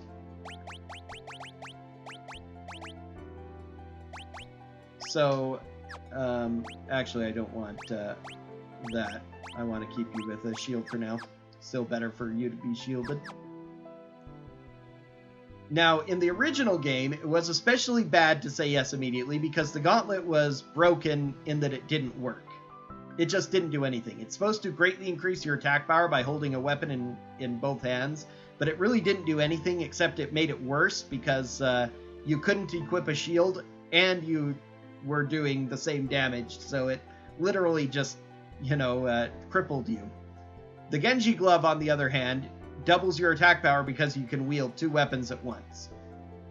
Which it was supposed to slightly reduce your attack power for both weapons, so that it wasn't, a full double damaging dealing, but it didn't do that, so it was a very, very good item to have. Much, much better than the Gauntlet. Now it's a little bit more fair, but I still prefer dual wielding to double hands, so I'd rather get the Genji Glove. But now we can say yes to him because we've got the Genji Glove. You will? But I'm scared. We'll succeed if we all work together. Never give up hope. I have a plan. Would you please gather everyone together? He calls it a plan, but it's really just an information gathering meeting. There's also a weird little thing you can do by searching by where he's standing right there and find a piece of paper, which you can throw away. If you throw it away, nothing happens. If you don't throw it away, Bannon comes and says, "Why is there a piece of paper here?" And then he throws it away before continuing. I should have done that just to show it off. It's a silly little crazy thing. Well then, we all know that the Gestalian Empire is using its Magitech power to wage war. The question is, where did they get that power? I had Locke dig around for information. It seems the Empire has been gathering scholars from around the world to study espers. Narsha's esper was the reason for the Imperial assault there. Are you saying there's some kind of connection between espers and Magitech? Espers and Magitech, only one possible link comes to mind. You don't mean the War of the Magi? No, that's impossible! My grandma used to tell me bedtime stories about magical machines. Locke's grandma is the source of all wisdom. He mentions her a couple times. Hard to believe those stories were true. You're saying we're on the verge of a second War of the Magi? It's only a guess. That war took place 1,000 years ago, and every historian has a different hypothesis. But one says that energy drained from espers was used to power machines. and that ordinary humans were also infused with that same energy. So that's what Magitech power is. If we're going to fight Magitech enemies, we need Magitech weapons of our own. No, that would bring another War of the Magi. Oh, that was Edgar saying that. Then what do you propose? I was wondering if we might be able to have a chat with an Esper. With an Esper? It's risky, but that Esper reacted to Terra before. If we could get it to react to her again, we might just be able to wake it up. I guess that's his plan. You really think that would work? I can't say for sure, but I believe it's our best shot.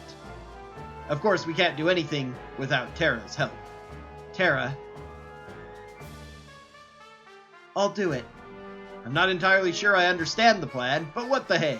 This sounds like it'll be fun. What was that? That noise just now. His line, I always wondered about that. That's a better translation. His line I remember very well here. What he said was, "What nonsense, you sound as if you're enjoying this." And I was like, what does that mean? But rather, his nonsense was, I don't understand, but it sounds like it'll be fun. Rather than sound like you're having fun. That makes a lot more sense. Oh no, the Empire is invading. This guy is obviously injured from how he's walking slow. Bannon, sir. Collapse. Just in case, you didn't pick up on his gait. This is South Figaro. What's wrong? What happened? The Empire's taken South Figaro. They're headed this way. So they found us. We haven't a moment to lose. Block. I know. Someone has to sneak into South Figaro to slow down the enemy, right? This is right up your alley. We're counting on you. Terra, wait for me. I won't be gone long. And watch out for a certain lecherous young king who shall remain nameless. The guy moves in like a hawk. Lock! Edgar, old habits die hard, eh? So apparently he was a big flirt even as an 8-year-old. What about us? We can escape down the Leith River and make our way to Narsh. I'm curious about that Esper they found in the mines. Very well, I'll ready the raft by the back entrance. It's risky, but we don't have much of a choice at this point. It's not safe here. Come with us to Narsh. It could be a chance for you to gain a better understanding of your abilities. We've no time to dilly-dally. Let's make for Narsh.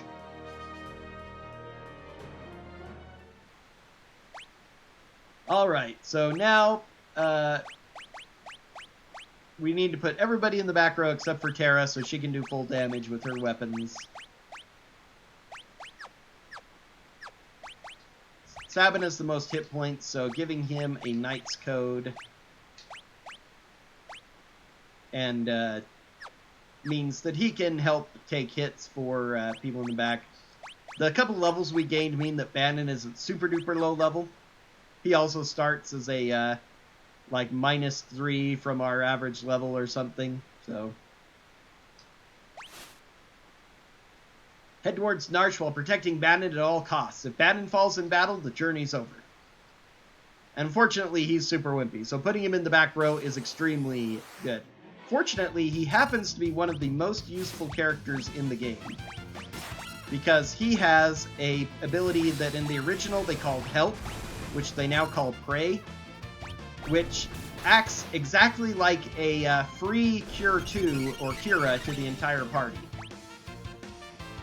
And now one of the other cool things about Pixel Remaster, if you use a Blitz and then go to Auto, he will continue using that same Blitz. You don't have to input the commands. Right now his Blitzes are okay, but he'll get a couple of powerful ones, including 2 good AoE attacks, which, like Edgar's auto crossbow, will help cleave through multiple enemies quite easily.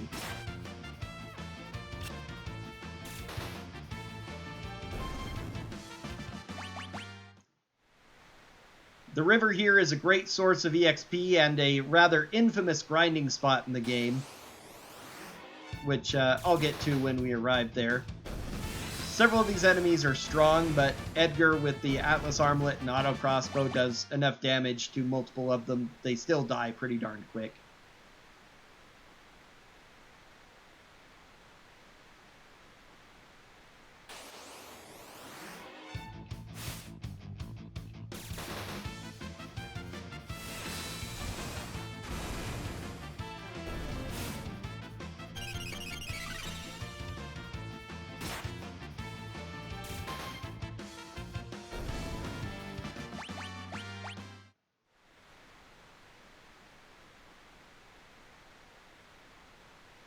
two spots where we get save points, and so you can heal if you need to.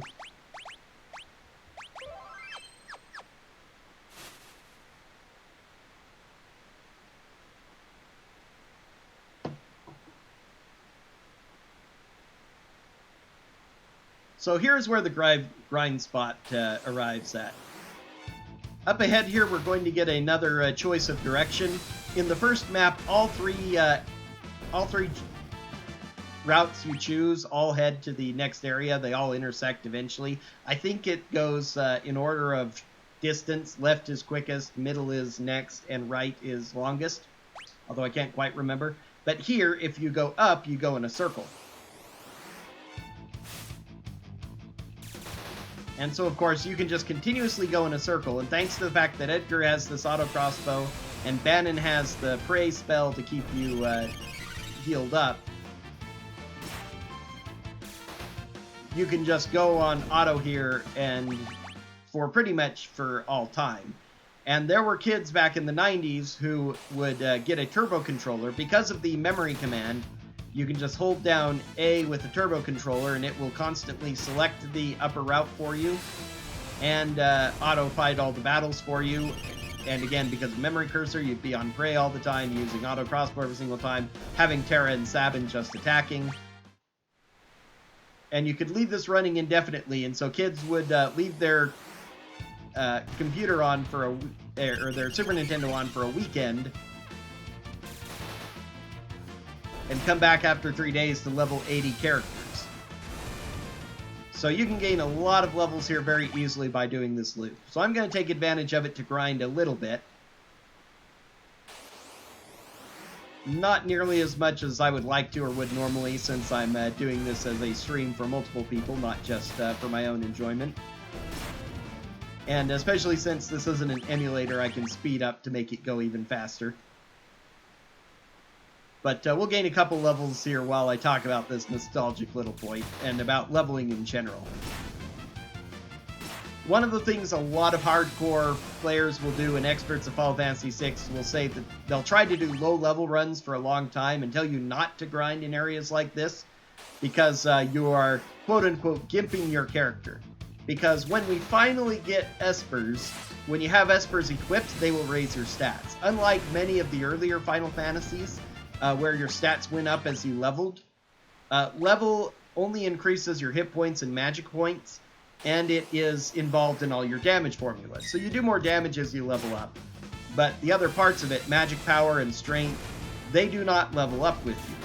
However, if you equip Espers, many Espers do increase your stats when you level up. Either increasing the amount of HP or MP you get, or improving one of your 4 basic stats of strength, agility, intelligence, I think they call it here, and stamina. Magic power, speed, vigor for some reason, and stamina in the original game. So the more levels you gain without Espers, the fewer stats you can get. And whenever you hear these people talk and they say, oh, you're silly, you're stupid, whatever, they will get pretty vehement about that, some of them. Like, you're stupid if you're leveling up without Espers because you're gimping yourself because you're not getting the stats you could. But Final Fantasy VI is an easy enough game anyway that it's not like you need these stats in order to survive. You can make really powerful characters and do amazing things by the mid-game, but if you gain enough levels, you're going to be unstoppable anyway, so it's not like it really is going to ruin the game for you that much. And you have plenty of levels to go. You can easily beat the game in the 40s, even earlier if you're really good with strategy and stuff, without leveling up any stats whatsoever. So if you get anywhere near the 50s, you really don't need any stats, and the end game is pretty darn easy, as long as you've been paying moderate attention. What levels are we at now? I'll go ahead and gain another level. See, what's our hit points at? Just that? We'll get Terra to 300 hit points, so probably one more level up for her, maybe 2.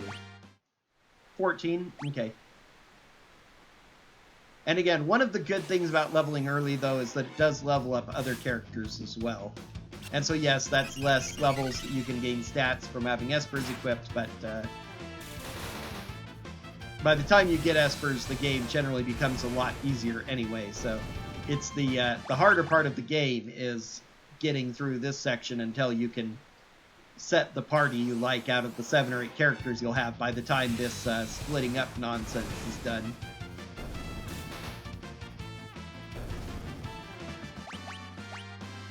Okay, she's at 306, level 13. I guess that's good enough for now.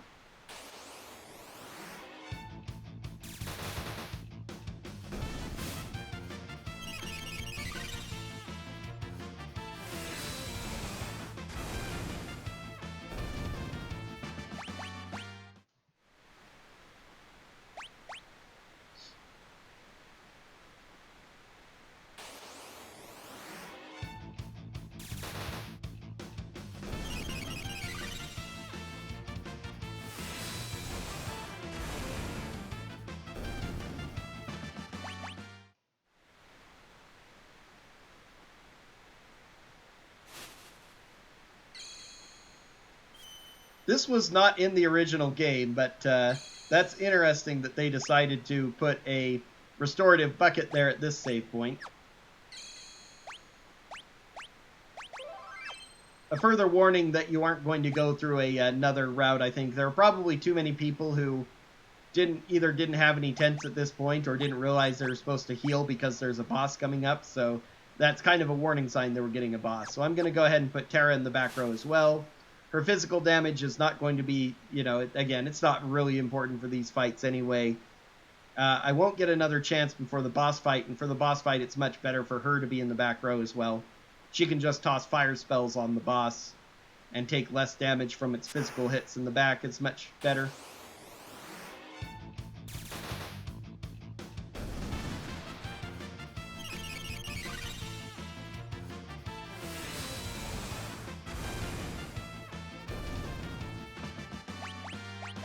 If you know to rely on special abilities rather than physical attacks, all of this ink means nothing. It meant less than nothing in the original game, but hey, what have we got here? Since blind was broken and didn't affect your thing as it was supposed to. Oh, I've already got Rising Phoenix. Excellent. Now we'll cast fire on him. Yeah, that's right. You get that at 15. And now we're going to go to auto battle because this is multi-target, hits all enemies. It also does fire damage, which Ultros is weak to. Youch! Seafood soup is not on the menu! Ink. Fire, same thing. So he does that every time you use fire on him, because he doesn't like it. It used to do damage in the original game, but for some reason, oh, that one's a tasty morsel. I'd love to get my tentacles around her. Slurp. He chooses the characters Terra, Sabin, Ben, and Edgar in that order and uses that tentacle attack on them with a line of dialogue. And that's his most powerful and dangerous attack. Seafood soup is not on the menu. If you don't level up Bannon at all and you leave him in the front row, then he'll pretty much be one-shot guaranteed by the tentacle attack if it gets that far, so you need to kill him fast. Muscleheads hate him. So that's the Sabin attack. Of course, since we're all in the back row and we've gained some levels, we're really safe anyway. Ha ha ha ha. This is another quirk of the Pixel Remaster. Think it got the point? I wouldn't bet on it. Sometimes your characters will do attacks after the enemies are dead, especially on auto. I wouldn't bet on it. It's probably just hiding down there. Ew, something stuck to my leg! Terra, get away from there. We should be alright now. 8-armed freak. I'm gonna smash it with a blitz. No, Sabin! Out of my way, Edgar! Well, he's always been a bit rash. Sabin? Oh, he'll be fine. Are you sure, Bannon? You're his brother. You should know better than any of us. Any second now, he'll flop back up onto the raft, right as rain. Wah! Think he missed the onto the raft part. Haha. Sabin! Sabin, you're on your own now. And so he washes down another way. So now we have a very first time something like this has happened in a Final Fantasy. Makes it really interesting. Edgar and Terra race toward Narch while protecting Bannon, but what of Sabin, who is swept away by the raging waters? And how is Locke faring after having penetrated the Empire's defenses in South Figaro? Is all going according to plan?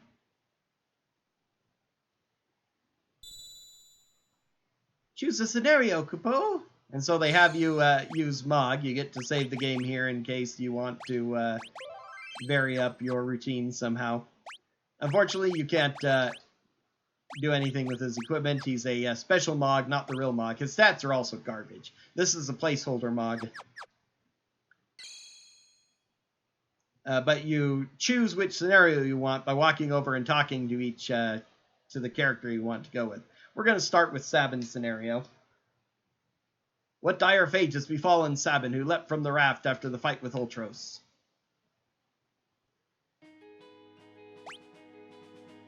Alright, and again, they move people to the front row automatically quite a bit in the Pixel Remaster, which is annoying. But what happened at the end of the last battle is something a lot of people have talked about. Enemies can be attacked after they're defeated by various attacks, so even though he was already dead, we reused the Rising Phoenix on him.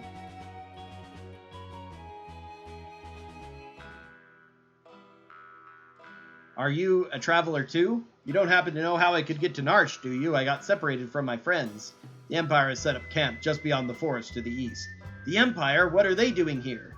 They seem to have their eyes on Doma Castle. So Doma's next, huh? But I need to get to Narch right away. Your only road passes through Doma. I can take you there if you'd like. Just know that I may decide to leave you at any time.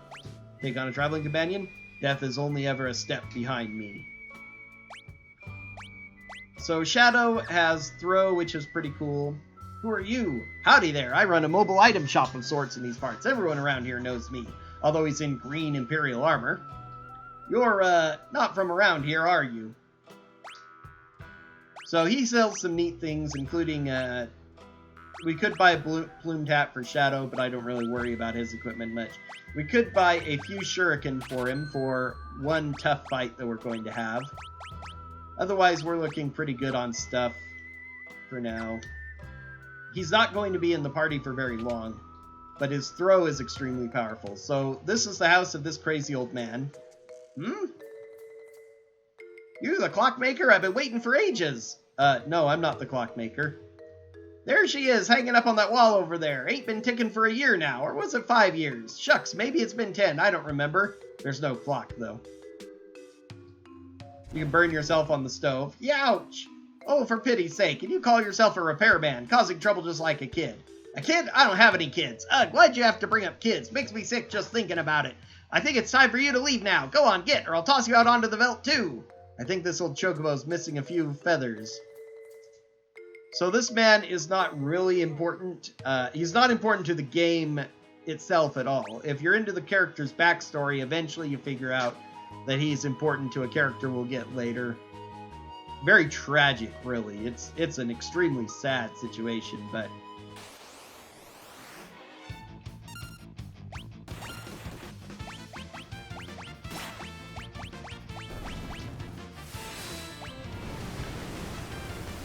Now, Shadow has a chance of leaving after every regular fight that you win normally.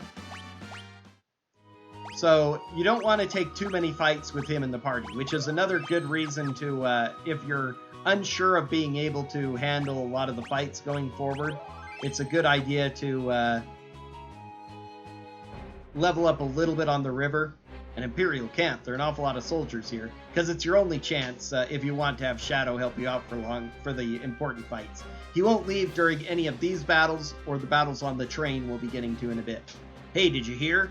Oh, you mean... Shh, keep your voice down. If Kefka catches us, we're toast. They say Kefka's plotting to oust General Leo and take command of the army. Don't even joke about something like that. If that freak becomes our general, I'll quit. Shh, what if he hears you? You'll be locked up. All right, all right. Uh-oh, here he comes. Quick, back to your post. Hey, you're keeping a sharp lookout, hmm? Yes, sir. Kefka, sir. What a pleasant surprise. How are you today, sir? Please spare me your petty small talk. Just do your job. And don't let me catch you slacking, or I'll make you regret being born. Like we're gonna listen to you, you pompous little...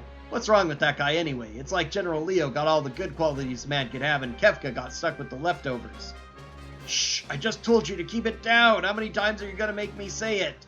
You've got to be more careful. General Leo may be a decent man, but Kefka, that guy's twisted. Tell me about it. You there, we're about to storm the castle. The two of you will join the assault squad. Get moving!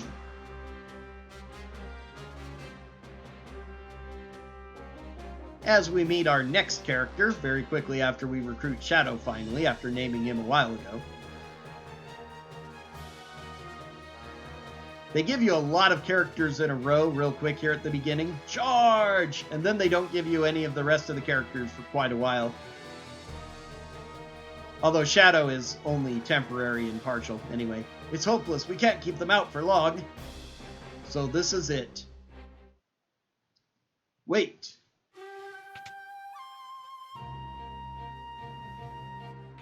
The battle is not yet lost. A noble warrior of a foreign land, a faithful retainer to his lord and master, he fears not even death. If we can but fell their commander, they should break rank and withdraw. I shall meet him on the field of battle. He was translated with thee and thou speech in the original localization, and they retained it here in the Pixel Remaster because it is a relatively appropriate translation of how he speaks. The Japanese often... One of the quirks of the Japanese language that's hard for us Westerners to understand is how they end sentences with kind of their personal pronoun in a way, or variants of it. The basic one being desu, if they talk about anything of themselves.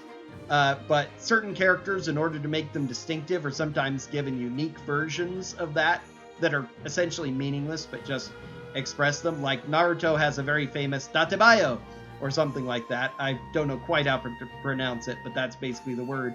Which was really hard for them to translate in English, so they just had him end every sentence by saying, "Believe it," to show his enthusiasm. A famous one is that samurai will often end their speech with Degozaru, I believe is what it is, or Degorazu. I can't remember quite how it is. But that is a stereotypical samurai ending that denotes a character. If a character uses that, then they think they're a samurai, whether or not they are, and it's often played for comedy. But in Cyan's case, that combined with using slightly older words in the Japanese language, which is best translated as these and thous, sets him apart as a bit of a relic of an old-timer warrior. I am Cyan, retainer to the king of Doma. Ready thine axe. His name is also supposed to be Cayenne, rather than Cyan. They don't count this as a boss battle? That's hilarious. Like the pepper Cayenne. Oh, he already has Flurry. Okay. Yeah, I've leveled up enough to get these. That's nice. Quadruple attack that once again ignores Rose. Maybe it doesn't. It's just, I crit twice at the beginning with it. That was pretty crazy. Black Belt is the common drop and much better. The captain's been defeated. Retreat. Most enemies have a 1 in 8 chance of dropping a rare drop, and for your bosses, that's usually bad. They have a better item with their common drop, you get 7 times out of 8. Withdraw into the castle. We shall wait within its walls while our enemies grow tired without. His first ability, Dispatch, which is, or Fang as they call it here, which is really good to use as you level up, can do the same damage from the back row, so that's why I put him in back row. It's good there. I'm going to leave the black belt for him. These guys will be fine without. So this is an interesting chest. If you kick it, you wake up the guard dog outside. The guard dog is sleeping. We can go talk to it and see that. If we hit it, though, we do attract attention. Who's there? Uh-oh, must have heard that. But we get out of this in the usual way. I'm sure I heard something. Meow. Oh, just a stupid cat. The funny thing is, the game doesn't make clear, ooh, that was close, if it was actually... Oh, it actually says roof. I guess it isn't sleeping. But somehow kicking the chest alerts the dog, but otherwise he doesn't care. Maybe he's barking in his sleep, though. Dogs do that. General Leo, sir, the Domans appear content to play a waiting game, so they're using their favorite strategy. General, we're ready to storm the castle as soon as you give the order. Patience. If we attack now, there will be too many unnecessary casualties. But, General, I'm prepared to lay down my life for the Empire at any time. You're from Miranda, are you not? Yes, sir, I am, but why do you ask, sir? Would you have me go there and deliver the news of your passing to your family? What would I say when I handed them your sword? How could I even look at them? You're a human being before you're a soldier. Don't be so eager to throw away your life. Emperor Gastal wouldn't want you to die for nothing. Yes, sir. There are a couple of decent generals on the Empire side, actually. Decent human beings, you know. General Leo, sir, a carrier pigeon arrived from Emperor Gastal. What? The Emperor summons me. I must return at once. Understood, sir. I'll leave the rest in your hands. Yes, sir. Listen to me. Don't rush things. That's all I ask. Sir, leave it to us, sir. Don't let me down. Unfortunately, it also has Kefka. So that's General Leo. He may be an enemy, but he seems like a decent man. I like it in the original, the text is, he could be my friend if he weren't my enemy. I think that's a very poignant way of putting it. Once Leo's gone, I can turn this water into a flowing river of poison. Anyone who touches it'll be pushing up daisies. Hee hee. Magical poison that instantly kills, yep. I'm afraid the Emperor has called me back home. Try not to cause any trouble in my absence. I'll take care of things faster than you ever would. Nothing dirty, Kefka. They may be our enemies, but they're still human beings. Try not to forget that. We needn't show mercy to those who side with the returners, which is good because I never seem to have any of the stuff.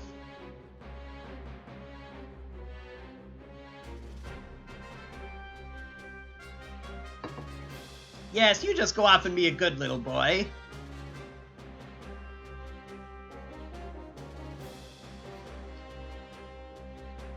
Is the poison ready? But General Leo said, Leo's not here anymore. I'm in charge now, so fork it over. Some of our people are being held prisoner inside the castle. If any of them were to drink the water. Who cares? They're the ones that were stupid enough to get caught by the enemy. You're inhuman. Gah, pests at every turn. Guess I'll have to take care of you. Youch! Kefka, wait. Wait, he says. Do I look like a waiter? Glad they kept that line in. That's another funny one. Wait. Wait. You actually get to run as soon as he starts moving. Here's a preview of the monster in the box boss we're going to be fighting soon. First, though, I recently learned about this chest back here. A barrier ring, which gives +2 magic power. Which actually means more damage for Sabin, because his magic power is pretty weak, so having +2 magic is nice. That's actually the best use of the barrier ring as far as I'm concerned. It also will cast Shell on you to reduce magic damage if your HP gets low, but that's secondary to the +2 magic. Mithril Glove is a good defensive item as well. Monster in a Box, it does the same thing but for safe. Okay, now we're going to throw these shuriken for damage. We're going to go ahead and use auto cannon, aura cannon for single target damage. Shadow's Dog Interceptor can block attacks, which is really cool. Sometimes he'll counterattack as well. Wow, killed it fast. Green Beret is an awesome helm. It gives evasion, it gives plus 10% bonus hit points, and is a better helm than we can buy at this point in the game.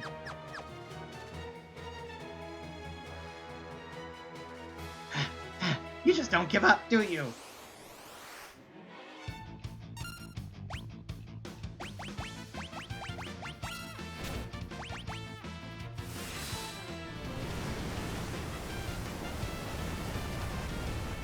Slightly slow attack, but it's useful to have in your auto attack arsenal. Youch! Kefka, wait! Wait, he says. Do I look like a waiter? Ah, how long do you expect me to put up with this? Next time I won't hold back. Oh, great. This is getting tiresome. Hey, you handle the rest.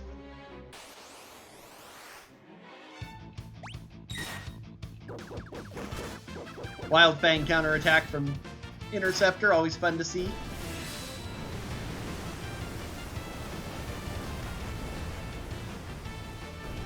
Getting Rising Phoenix early is really, really nice. Hee nothing beats the sweet music of hundreds of voices screaming in unison. Wee-hee-hee.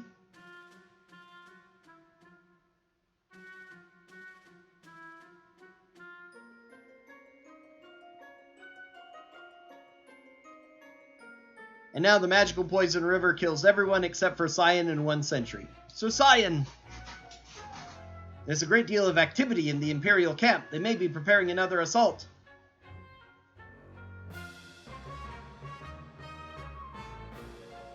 Does the water not look a bit odd? And now, just everyone starts falling over. Poisoning a water supply is, a kind of thing you can do if you have enough poison to do it. But you have to actually drink it, and it generally takes time to take effect on people. But Kefka just poisoned the river. It magically turned into purple Kool-Aid, and now everyone's just falling over. RPG streamlining things. So Cyan! It must be poison! But these two are ineffective for some reason. What low-down contemptible! We must warn the king! Not gonna be that easy. Now, he's probably in the front row, which is actually fine. Actually, I want to go ahead and put the black belt. And let's go ahead and put Mithril Glove on him as well.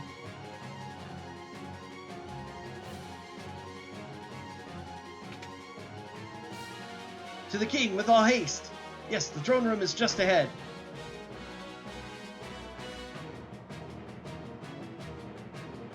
Your Majesty! Who's there? Cyan, Your Excellency. Oh, Cyan, my sight is failing. I cannot see your face. Excellency, you must be pleased, you must be strong. Cyan, you have defended this realm since the days of my father before me. I thank you for your service. Forgive me, I failed to protect our kingdom. And everybody else in the castle is dying too, except for these two. No, Excellency, the fault lies not with you. I fear for your family. Oh, my chest burns with every breath. Speak not, my lord, save your strength.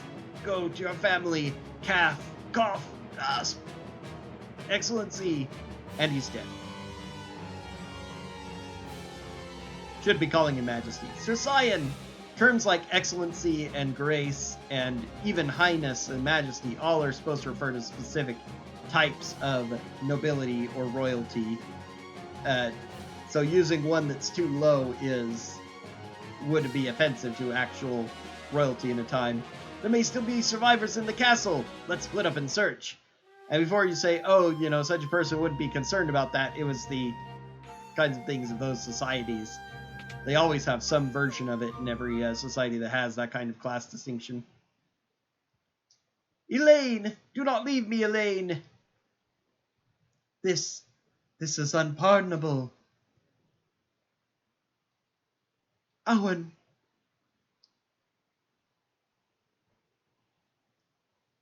No! No! This is not possible. This cannot be happening! I will not forgive them. The Empire must pay for this! I am Cyan, retainer to the King of Doma! Enemy, all men to your positions! Am I playing Soul Calibur 2 Chronicles of the Sword now? Look at them bounce against each other. Let me give you a hand. I know not thy name or allegiance, but I welcome thine aid. Yeah, we can just auto.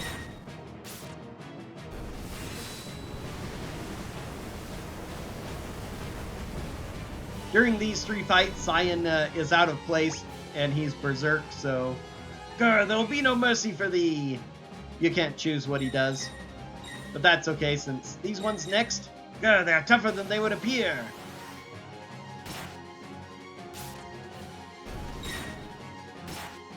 That was his counterattack from Black Belt. Grr, who poisoned the river?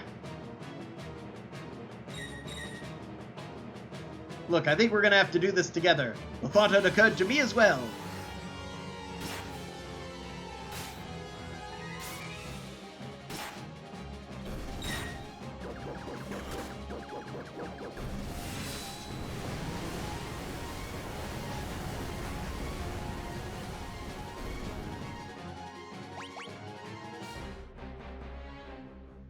I am in thy debt. Not at all. I'm Sabin from the Kingdom of Figaro. We should get out of here. But I must avenge my family and my countrymen. If we stick around any longer, we'll have an entire regiment down our throats. There they are, this way! Hoo boy. I have an idea. Follow me.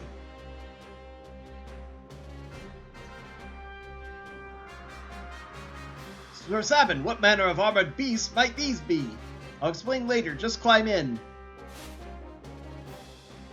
So Sabin, how does one manipulate these abominations? Oh, for thou art getting to be quite a pain in the... Great, now I'm even starting to talk like you. Listen, see that lever, the one right by your hand? Push it down. Sir Sabin, it appears to be in reverse. Yeah, come on. Hey, what do you think you're doing? Oh, I cannot stop this monstrosity! And then he gets sudden control of it. Okay, let's bust our way out of here. That's one of the things that, hold it right there. Old-timey language is not as, and I will just fire beam everything, which is great. We don't have any of Terra's cool abilities. Here they come, stop them! But it would definitely be possible for, in original Japanese language, for someone to possibly go into the slightly more old-timey feel of science more than English people would. Did you think you'd get away? Somehow a back attack? My word, poor Shadow.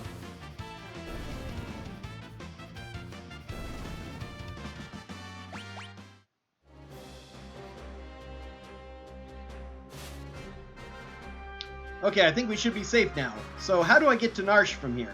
Narsh? I believe the only route passes through the forest to the south, but... Alright, if we're going into the woods, I guess we won't be needing these hunks of scrap metal anymore. Let's get going.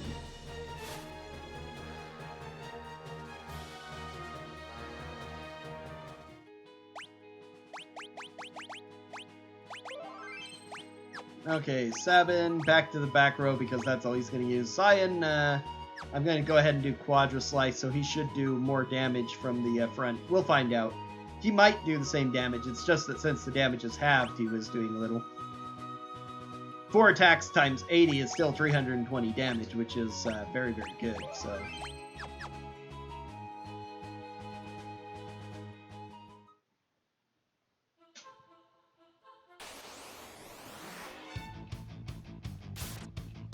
He's still on attack, I need to change him out from that. Actually, they're all going to be in attack after being in the Magitech armor, so...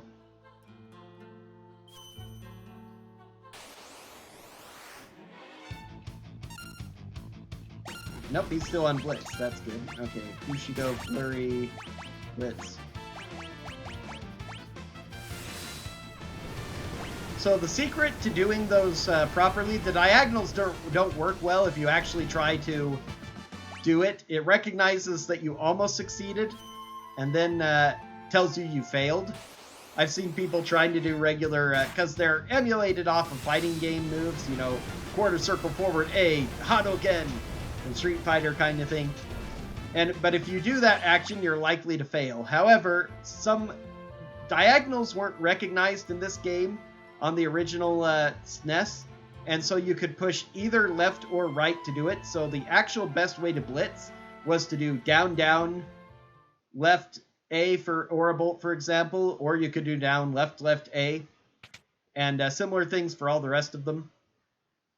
A train? I thought all of Doma's railways had been destroyed in the fighting. There could be survivors. Let's take a look inside. Okay, before I continue this, hey, looks like we can get in through here. They kept the ability to do that here in the Pixel Remaster. So rather than trying to do the quarter circles and half circles and 3/4 circles for Raging Phoenix and Aurabolt or whatever they call them in this, I can't remember most of those.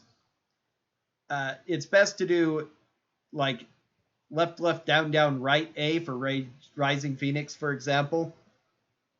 100% guaranteed to succeed every time if you do that, especially since it keeps track of it here. So Sabin, we can't just wander around out here all day. We have to check inside. So Sabin, don't worry, it'll only take a second. So Sabin.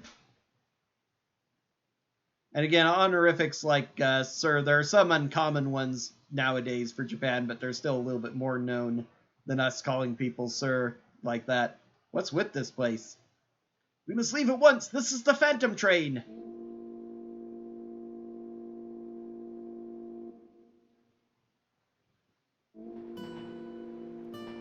It's moving! We must get off this train at once. The door won't open. I fear we are too late. What did you say this train was? This is the Phantom Train. It carries the souls of the departed to their final destination.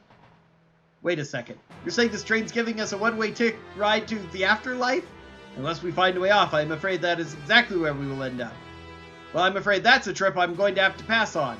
If it won't let us off, we'll have to stop it ourselves. Let's make for the engine. So if you head to the back of the train, you can find a conductor guy. I guess we'll go talk to him just for the heck of it.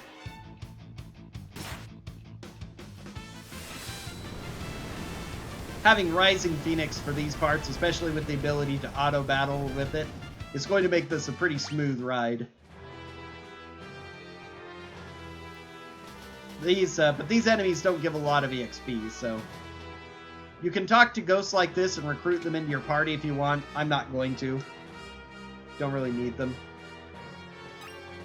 Oh yeah, there is a item here. I always forget it.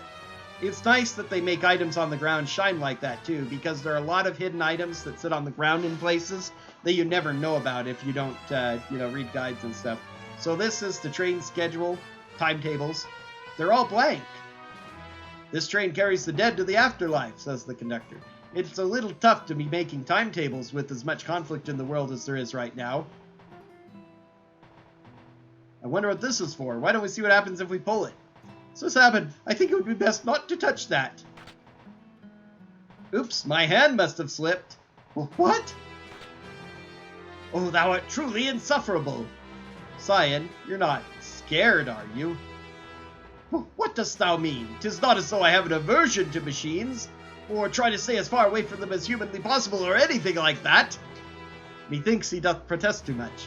Cyan, so you're afraid of machines. Well, what gave it away?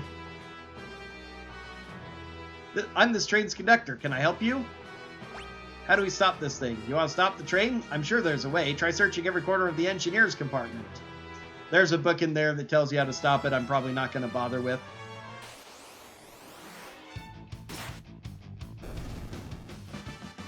Bombs are going to be the problem because they absorb fire, I'm pretty sure. Been a while since I've used it on them, but I'm pretty sure that's the case. But single bombs, these two can take out. Even groups of bombs, potentially, if Cyan attacks them all. Some of these are actually merchants. Some of them will start battles with you, and some of them, like the one in the back there, you can recruit into the party. These guys are the most annoying because they can cast Gravity, or Demi as it was called in many of the games, which halves our hit points, so maybe I ought to find a merchant and buy some more potions just to keep our HP up, because a lot of gravities can get us low fast. Let's go ahead and do that. What's with this guy? Wants to accompany us. Bring him along? Sorry. That's a attack one. These guys can also cast fire, which is sort of dangerous. The bombs are actually the most dangerous because their flames can do over 100 damage to the entire party, if I remember right. Another attacker. 3 ghosts this time, but we preemptive strike, so... Poor Cyan's taking too long to charge his Quadra Slam, or whatever they call it here. No reason to be overcharging now. It's not like you can take it with you. Alright, let's get a lot of these so that I'm safe. I have a lot of money. I can buy more shurikens if I really want to. I can almost afford that since I'm not spending it on much else at the moment. I can also buy some more high potions, which are really effective. High potions are actually the best healing in the game you can buy, sadly. 250 hit points, that's it. After a certain point, you're supposed to rely on magic, because you should be able to give healing spells to pretty much everyone.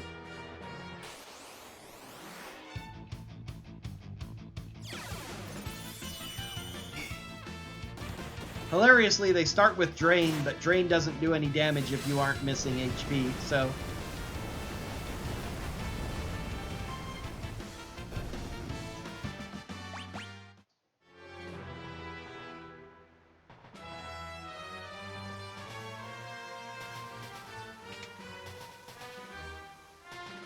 Another car full of ghosts, but as you enter, a ghost appears here. No escape. You have to come into this car to proceed. There's not a bridge to the next cars. Oh wow, that charged fast this time.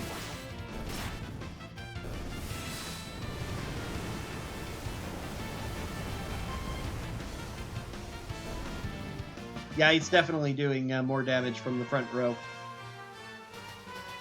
Whew, what do you suppose that was all about?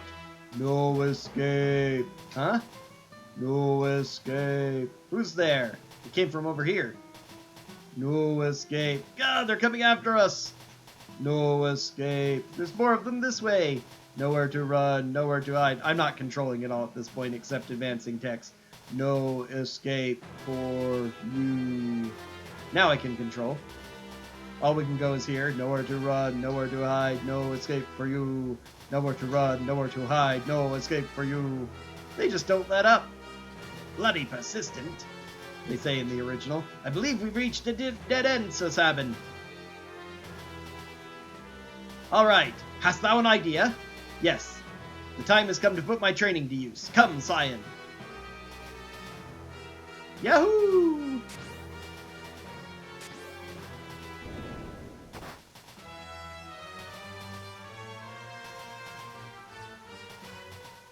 No escape. Hey, they couldn't still be. They just don't let up. We'll have to detach the rear cars. Conveniently a switch right there when we come in here. And amazingly, yes, it detaches the car. Also, the ghost has disappeared anyway, so whatever.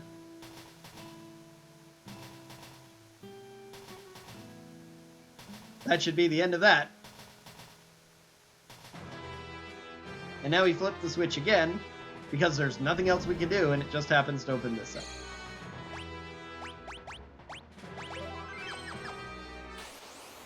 More ghosts that we can talk to, interact with.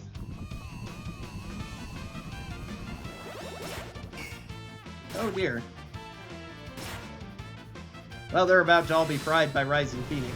Scion won't get the EXP, not that that's a real big deal.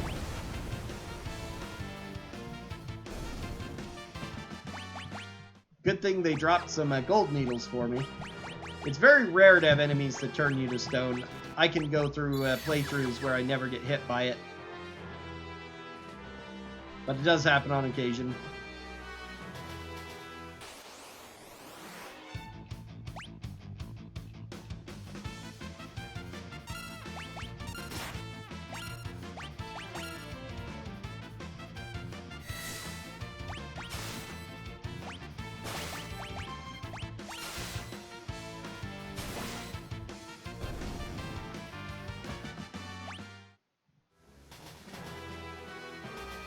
So this is a fun car. It's the dining car.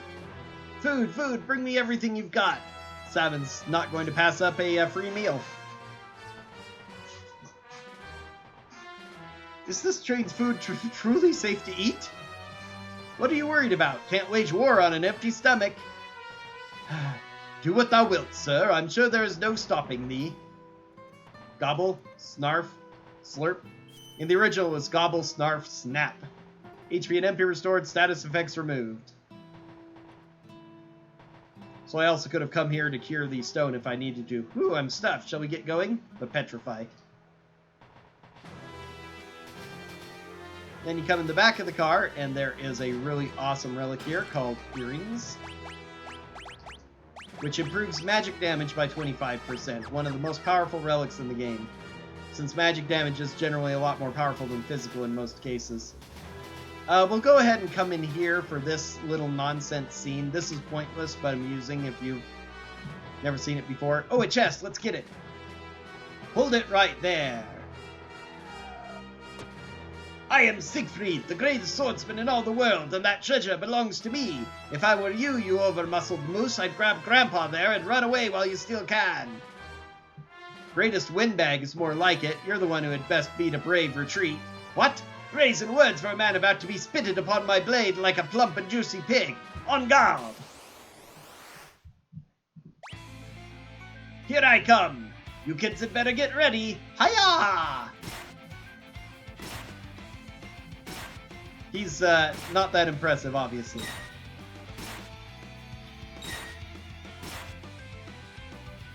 Gasp, wheeze, ha, heh, had enough yet? We have 1 gil for that. And a green cherry, yay! All bark, no bite. No, it cannot be, but the last laugh belongs to me! So somehow he pushes us aside, grabs the treasure, and runs. Waha, the treasure is mine! Au revoir, my friends! His speech was even more heavily accented in the original Z's for S's and such things. Ah, there is a hidden item here. Nice, another tent. I need to remember to look for that in the randomizer. This one has cool things in it too, actually, the better things even. Good.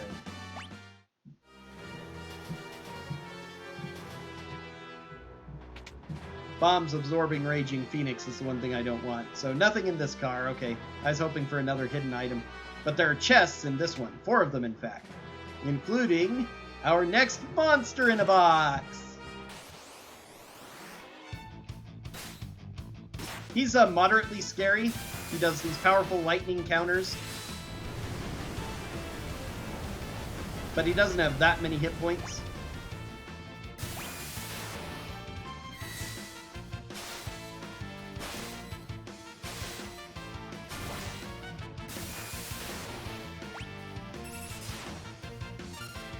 Okay, maybe he's more dangerous than I thought.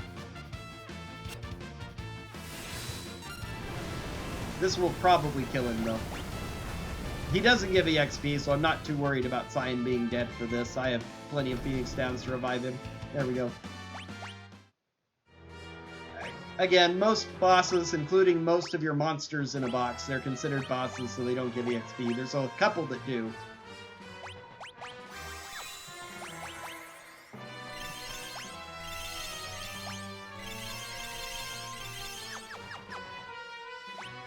Hyper Wrist would be good on Cyan for now.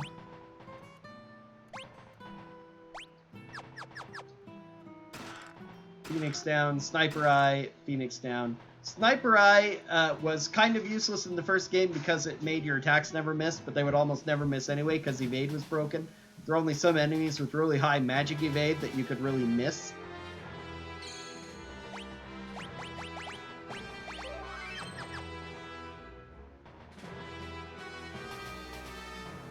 More useful here, but not quite so much since I'm only using things.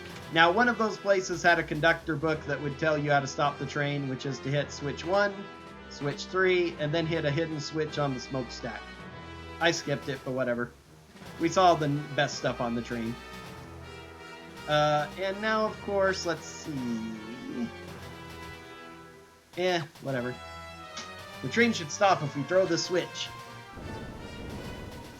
So, you're the ones who've been slowing me down.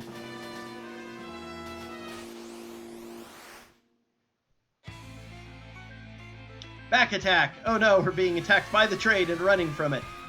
Hopefully I'll be able to do this. Nope, he got imped. So, actually I have green cherries though, so... Let's have you use a green cherry on him, because we have to do this because it's fun. Meteor Strike. L, right button, L button, down, up, A.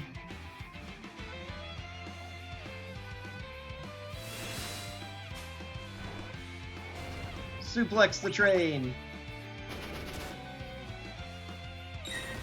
So, the hilarious thing about suplexing the train is that there are a lot of bosses who have a float effect, even if they're not actually flying, which makes them immune to certain attacks, including Meteor Strike.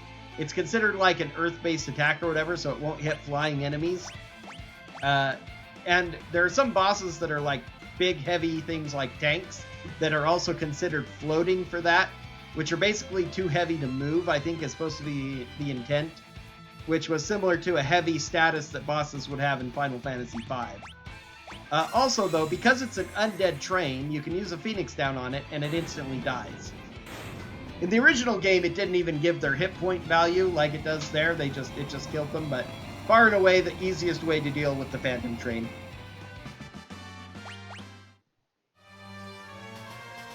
I will let you go, but first there is something I must do. And now we're back on the train again somehow. It's just a hilarious image running from the train. It's one of the fan favorite fights because of the sheer nuttiness of its look, plus the fact that you can suplex an entire train, as they called it in FF6. Pick up the train and bash it on the ground. This isn't the first game to retranslate things too. The first copy of Final Fantasy VI to do so. The mobile version and the Game Boy Advance version retranslate everything, and I think it's using the same translations as that. But even so, the Final Fantasy VI original SNES translations are so iconic that that's what everyone refers to everything to, and those are the lines that everybody quotes. Seems we have arrived.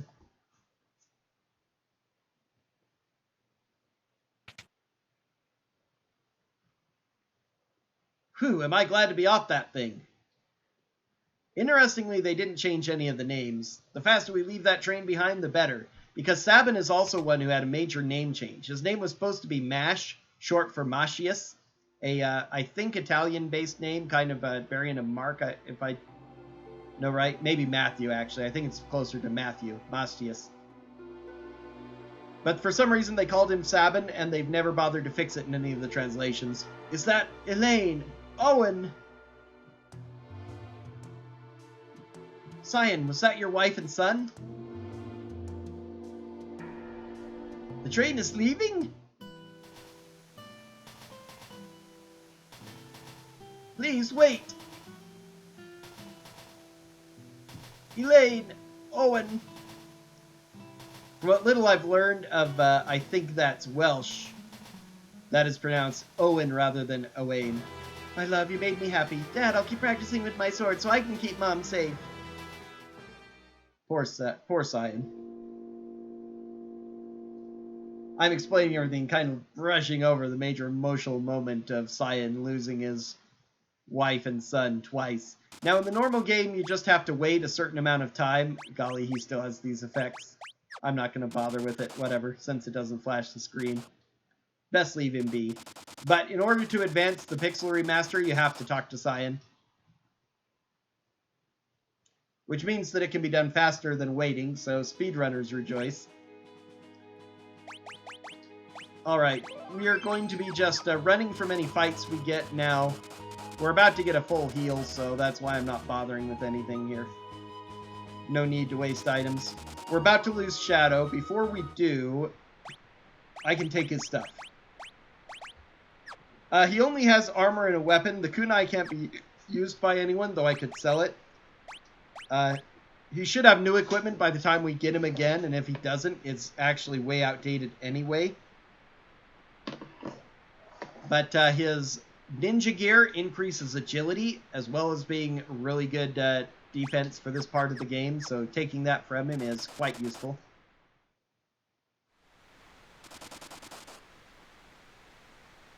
This must be Barren Falls. To the south of here lies the Whelk. 'Tis a wild and dangerous land, inhabited by all manner of ferocious beasts. But if we turn around and go back, the Empire will be waiting for us. The village of Mobilis lies on the eastern coast. If we make it through the Whelk, we could head there. I have served my purpose. Shadow, thanks for your help. Let's team up again sometime. Dive into the falls?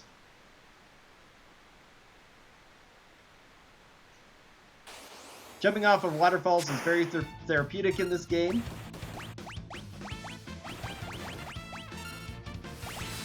Bushido Flurry, auto. So there is a random number of fish we have to kill. In the original game, there was a certain length of time you had to wait before it would stop giving you piranha, as they called them here, and brought you Rizopas. Now, it's either a set number or a random number, I'm not sure, but it doesn't seem to be time-based. If so, they greatly shorten the time. Holy cow, he's not doing a lot of damage with those attacks. Normally he's scary. I guess my levels are so high.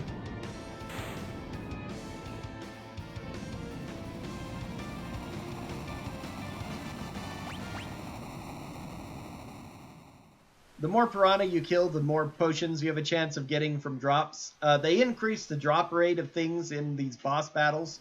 Even enemies, like with the Whelk with its shell, or Emir as they called him in this.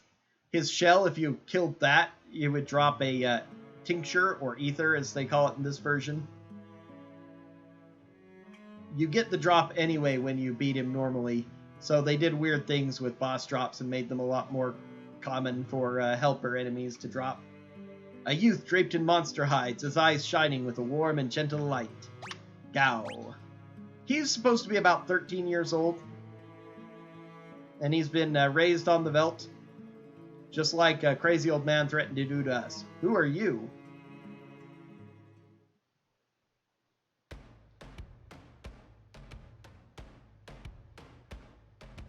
I've also completely brushed over the cool fact that you get to go diagonally in the Pixel Remasters.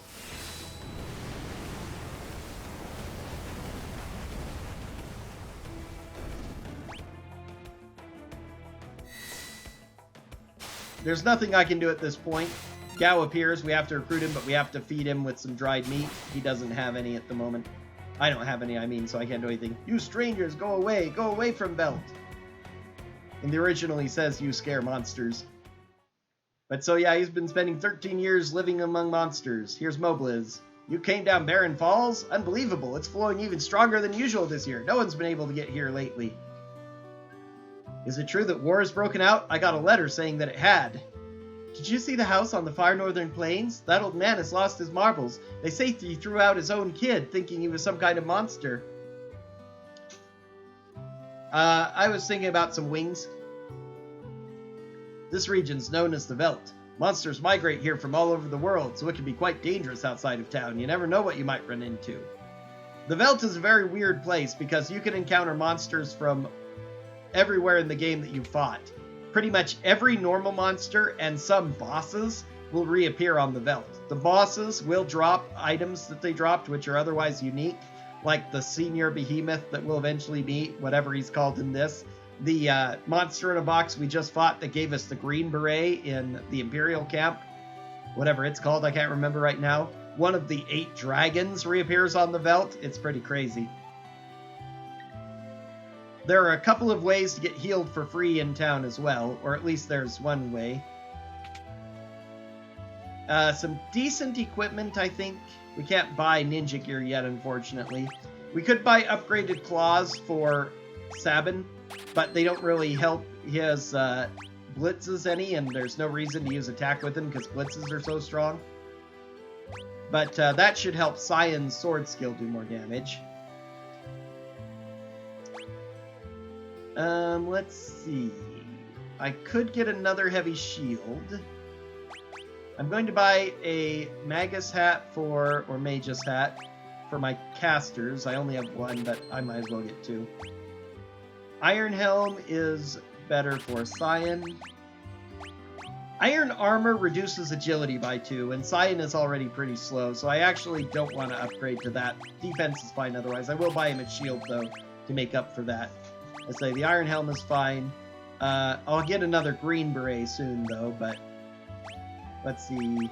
I don't want to sell armor because Gao comes with no equipment, so I need to have stuff I can put on him. I don't like the fact that they put Bannon in the picture here. It makes it seem like you could take or get his equipment. You can't. Oh yeah, they let you equip in shops. That's a useful feature I never remembered to utilize. I'll sell stuff eventually, but for now, I'm going to keep it all. So we're going to do a little bit of a long mini-game here. When I was out hunting yesterday, I could have sworn I saw a kid running along with a pack of monsters. Wonder if it's just my overactive imagination. To get him, we need to buy dried meat, which is actually really efficient healing as well. It does 150 healing for 150 gold. High potions do 250 for 300, so money-wise, it's the same as potions.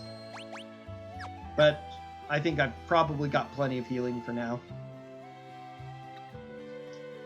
I threw some dried meat to a herd of hungry animals last time I was out on the veldt, and would you believe it? Some kid scrambled out of the herd and ran off with it. So yeah, all of these clues to how you're supposed to proceed in case you can't figure out. Shh, you have to be quiet. The soldier inside this house is hurt real bad, so Mom says we have to keep our voices down. A grievously injured soldier wandered into the village not too long ago. I dressed his wounds, but his condition doesn't seem to be improving. Those letters from the town of Miranda are the only things keeping him going. Dwayne and Catherine are both 16. Ah, what a magical age, the springtime of love. Yeah, we'll get more with them later. I'm not going to say any more about it, but they are staring into each other's eyes and ignoring us. That will change at some point in the game. So he has some relics, which I don't need. He also allows you to take a nap in his bed. So you don't even need to pay for the inn here. It's really crazy the amount of free healing the game gives you, so you really almost never need to actually use an inn. So let's go see the injured soldier now. I'm a soldier from Miranda. When our town fell to the Empire, I was forced to join the Imperial Army. I tried to flee rather than help them attack Doma, but they came after me. I barely escaped alive. Now I can't even move. I'll never see Lola again. There's a letter on the desk. Would you be kind enough to bring it to me? There are even more Imperial soldiers walking the streets of Miranda these days, but things are peaceful otherwise. The flowers in the garden will soon bloom and announce the arrival of spring. How are you holding up? Your condition worries me no end. I so wish that I could fly to your side and be with you. Please think only about getting better and try not to push yourself too hard. Rest knowing that I spend every day thinking only of you and wishing I could see you. Lola. I'd like to write her back, but I don't even have the strength to pick up a pen. However, we can send letters for him by coming in here and getting another clock elixir. You want to send a letter to Lola for that injured soldier? Postage to Miranda is 500 gil. Now you have to pass time in order for a letter to change, so time to see if this changed from the original game. I don't think there's anything interesting down here right now, but I always forget if there is or not. Nope, no items. The entrance to the Serpent Trench lies within Crescent Mountain near the southern tip of the continent. Please out of the way. Need Y remove. So if we go talk to this guy, who I've ignored thus far, powerful ocean currents run through the Serpent Trench. Have you heard about them? No, tell me. So we get this cool little cutscene.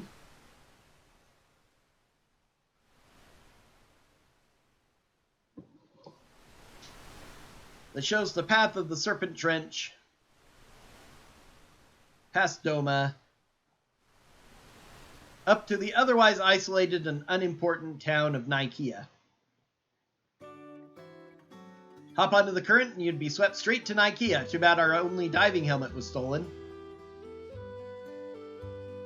Now, that should, for some reason, advance time, so another letter has arrived. Which it has. Good.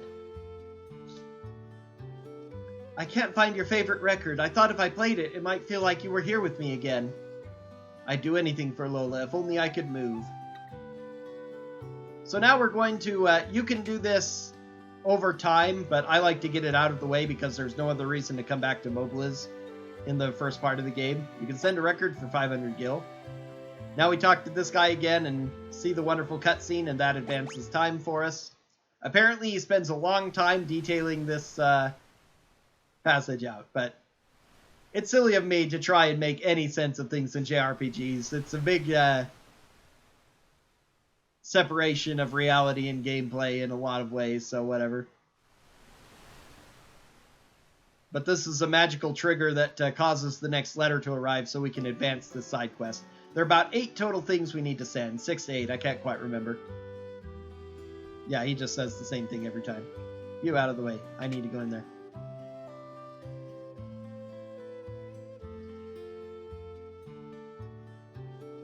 Mother is taken ill and we can't afford to buy medicine. If only we had some more potion. So apparently illness just simply takes away from your main hit points, so you can cure it with items or magic. Or resting for a day restores all your hit points, so I don't know. Send a potion for 500 gil.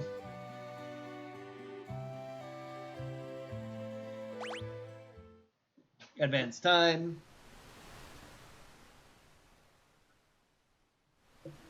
I'll probably go ahead and finish up Sabin's scenario because we're almost done with it. And then put it up for today. Tomorrow I'll have a full day to do a lot more with the game. Probably be on it for the next few Fridays after this. Hop into the current and you'd be swept straight to Ikea. Oh yeah, I don't need to read that. I've done it a couple times. I need to get ahead of this guy too so he doesn't block me.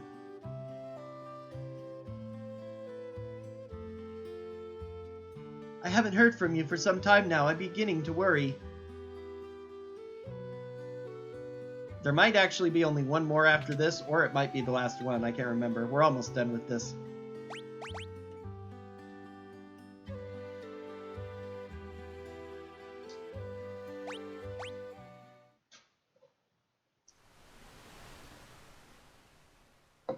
Is it only the 4?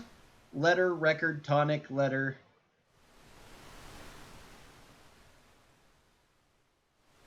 Book. There's another one for book, and I think that's the last one.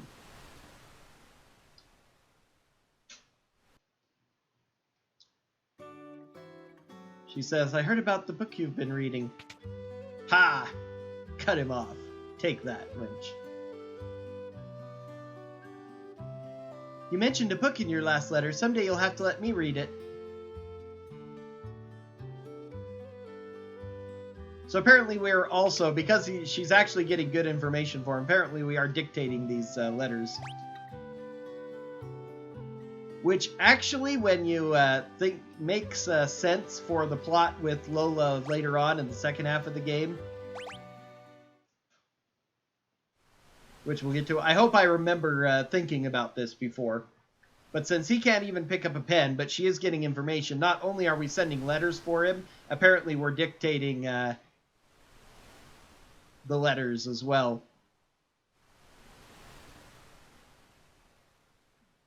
Or he's dictating to us and we're writing them for him. Why do I want to read that dialogue every time it comes up? Because I'm in read dialogue mode. Okay, and that's it. I heard you've been sending Lola all kinds of things in my name. I wish to thank you from the bottom of my heart. Please accept this as a token of my appreciation. Tintinabulum! That is even worse. This is called Tintinabar in the original, and that's already like, what the heck is a Tintinabar? Tintinabulum? What? Whatever. Tintinabulum is a relic that restores your HP for every step you take. Largely not great. However, we want it because we can later on in the game trade it for a much better item. So now we need to find Gao and feed him some jerky. Luckily, it only costs 150 gold in this game, not the 10,000 it costs in... Okay, let's go ahead and Rising Phoenix these guys, get rid of them all quickly. That it costs in Chrono Trigger.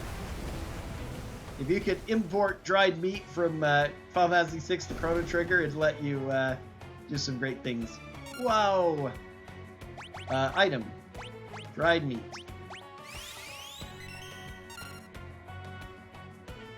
And now this goes into a... The cutscene was all in battle before. They didn't really change the look of it at all, but for some reason it loads up a screen and gets rid of the menu. Munch, munch, munch, munch, munch. I guess he's eating it. What a peculiar child. I am Cyan, and this is Sabin. You Sabin, you Cyan. Me want more food. Sorry, all gone. You go, get more for me. You're a regular little munchkin, huh? And you afraid of me. You want some of this? Me not want hurt you. Stop looking at me like that.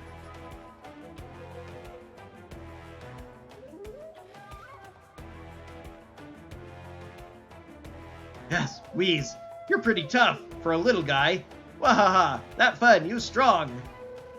He actually says he's a good dancer in the original. You fall for it, fall for trick. Shut up. Oh dear, do simmer down, sirs, and thou, a wild one, who might thou be? Thou? Thou, thou, thou, thou, thou, thou, thou, thou, thou, you angry? Cyan, you angry? Me? Cyan, you angry? Me? Listen, his family was just... Whisper, whisper, whisper. Okay? Me understand. Me sorry. Gao not mean person. Water under the bridge. Let us not dwell on such things. Sir Gao, I have a feeling we will get along quite well. Wilt thou join us? Oh, Gao give you present. Give Cyan and Sabin nice present. Thanks for food. Right. What manner of rubbish do you suppose he's going to give us? Gao's treasure. Shiny, shiny. Shiny, shiny, shiny. How shiny can this junk be? So, the original. Can anything be that shiny? Mr. Thou like shiny thing? Mr. Thou's that one, over there. A shiny thing, eh? Locke's gonna be jealous when he hears about this. Who Locke? He bad man? Maybe he try steal Gao's treasure. Locke? Well, he's... Listen when someone's talking to you. I believe he's trying to tell us something. Fine, well, what is it? Here, here. Shiny thing here. Where Sabin is, that mobile is. Science stand place river bring you. Gao stand, Crescent Mountain. Moon-shaped mountain. Shiny thing there. Well then, shall we be off? We might as well see what is at this Crescent Mountain of his.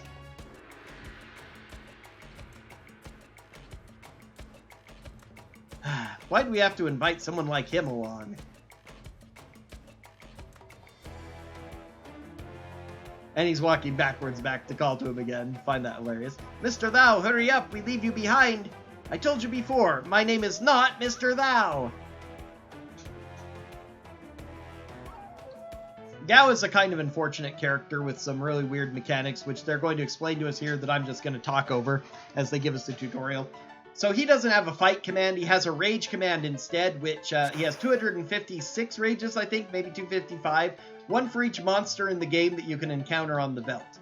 And when he changes into that monster, like Dance, he goes into a berserk state where you can't control him and he either attacks or uses the one ability of that monster. And so sometimes if you choose something that's bad because it does an element the boss absorbs, you can gimp yourself pretty badly. However, some of these monsters have access to abilities that you can't get this early in the game. Normally I like to get him at least a couple of really useful abilities. I'm not going to waste time with it at this point because he's actually even worse, in my opinion, in the Pixel Remaster, because for some reason, auto doesn't work properly with him. If you go to auto and use his rages, he'll just fight instead. So he doesn't even do the cool things, so why bother getting them? Cyan, that shiny, shiny thing of Gao's is in here. And where exactly might it be found, Sir Gao? Gao, forget. Shall we look around? It seems we have no choice. So, Gao can be really useful. He can be one of the most powerful characters in the game if you're lucky with what he chooses to do with his rages, and if you get the right rages and use them. He's very polarizing because of that, because he can be really good, and there are some people who are like big Gao fans, and they think he's the best thing ever because you can get access to powerful abilities so early. I could go out onto the Veldt and eventually track down a guy to give me Fire 2, which we won't get for like 5 levels on Terra, 10 levels on Terra, something like that. So that would be really strong, and that's not even the best thing we can get at this point in the game. But it's just such a time investment to do so, and the randomness of his actions and combat as well make him not great. So especially with Pixel Remaster not properly using him for auto combat, I would much rather use other characters, so we're not going to do much with him. He also doesn't equip any weapons, but his different rages use different weapons instead. So these little shiny spots, I never knew these were even here in the original game because I never explored this cave. I was warned that at one place he would drop all your money, so I totally avoided them. Doesn't seem to be over here, but there are a couple of interesting ones apparently. Saw somebody else find these on the Pixel Remaster when they were playing it. A potion. Could this be Sir Gao's treasure? No way, that's just a potion. Whatever. So that's the one I want to avoid because I think that is where he drops off your money. But here is the diving helmet. Now the question is, how do 3 people share one diving helmet? Some people have come up with really clever reasons for how they use one diving helmet for them all to swim. It's quite funny. They're pretty funny conversations, but is this it? The shiny treasure? Treasure, treasure! 'Tis hot but a dirty glass bowl. Kind of looks like it would fit over your head. I wonder if we could use this. It might let us breathe underwater. All right, let's go. So come up with your own headcanon of how they use one diving helmet for everybody to breathe underwater as we enter the Serpent Trench here. These rapids look quite rapid. No kidding. But it's the only way to make it in time to meet up with the others. Gao really doesn't like the look of them. Obviously scared. Two adults find that amusing. Alright, let's go. One of the best explanations I heard is that Gao doesn't need it because he can mimic the underwater monsters he's seen, since that's what he does with his abilities, and therefore breathe underwater. If that doesn't seem to make sense, he gains abilities like float by mimicking birds.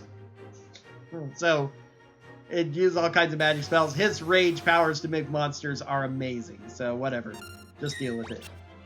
Hornet is probably the most useful I've got. It can do a powerful single attack. Okay, now we can auto these battles. He does have pretty good stats, so if you train him up in magic, he can actually be one of the better mages in the game, definitely in the top half, because his speed is also decent. All of his stats are good to make up for the fact that he's,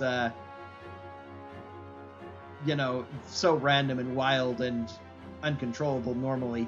So all of his attacks will do good damage, even if you can't direct them.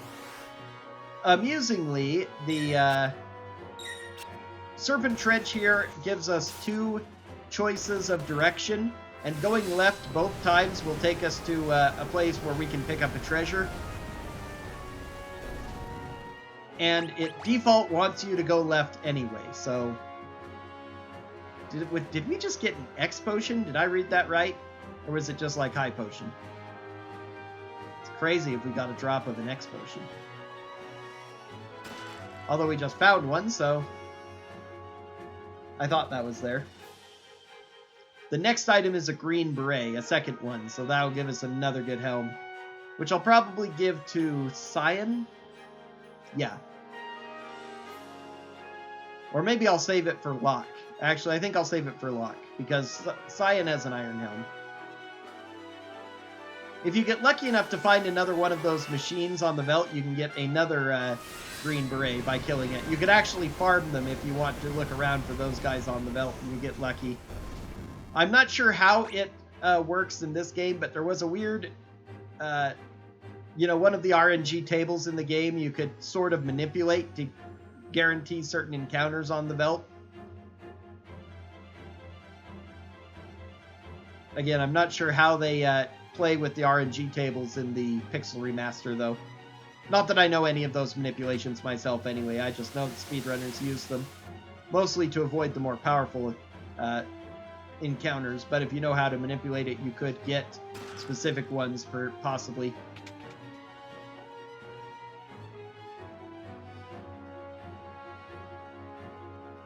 And that's it. Normally, it's pretty dangerous, at least in a speedrun. By this point, going through the Serpent Trench, you're way under-leveled, and it can be really dangerous, because a couple of the enemies have very powerful party-wide attacks that can kill you in 1 or 2 casts. But with my abilities and stuff at my higher level, not scary. Not too many great items here in Nikeah, nor a lot of interesting information, really. Imported goods. The town's isolated. What does isolated mean? Oh, there's one amusing thing we can do. This dancer lady decides she wants to flirt with Cyan, who is, by the way, 50 years old. Know that strange old man lives in a cabin near the Leith? I helped him deliver his son 13 years ago. There was a problem birth. The mother didn't survive, and the man couldn't handle the loss. Went loony, he did. Thought his baby was some kind of monster and threw it out. Poor little thing never had a chance. So if you don't know, you can probably figure out Gao's backstory from that, considering that, again, he's 13 years old. And again, speaking of age, Cyan is 50. Hey, you handsome young thing, why don't you come have a drink with me? Tee-hee. On the other hand, Sabin is 18 and Gao again is 13. How dare thee, licentious howler! Off with thee! Oh, don't be a stick in the mud, let's just have some fun. Hey, do you like these? I call this one Humpty and this one Dumpty. Okay, if you don't know, that was not the original script. If you don't know what she's talking about, I'm not explaining it to you. Cyan, you're being too thin-skinned. That thou art unaffected by these charms? One of the benefits of all my years of ascetic training. Oh, don't leave me standing here all alone. Enough of that. A woman should have modesty and decency and rant. Oh, Cyan. Ships used to sail to the towns of the southern continent, Zen, Albrook, Miranda, but all of them have been lost to the Empire. So is South Figaro, but for some reason we can take a boat to South Figaro, and that ends this scenario for us, so... same stuff we've had before for the most part. Oh, silk robes, though. Silk robes, yes. I want 2 of those. I really don't need 2, actually, but I'm getting 2 anyway, just for ease of use. Mithril Claws, Kotetsu, a Mithril Spear, which I already have, and again, I don't need the claws because Cyan doesn't really attack. There is, at one point, it would be useful to have him attack, but with a weapon we find, but we'll find it, so. If I want to buy any more stuff, I'm kind of fine. I found 5 tents already, and I haven't used too many. I have 2 sleeping bags. 40 potions and 12 Phoenix Downs is a lot. Okay, I'm good on equipment then.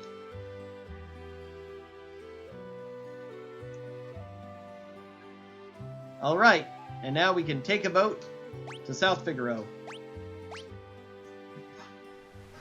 And the longest scenario by far is done. The other 2 are comparatively short. Locks can be long if you don't know what you're doing because it's kind of complicated, but there's only one town you're in. Nosh is a stone's throw away.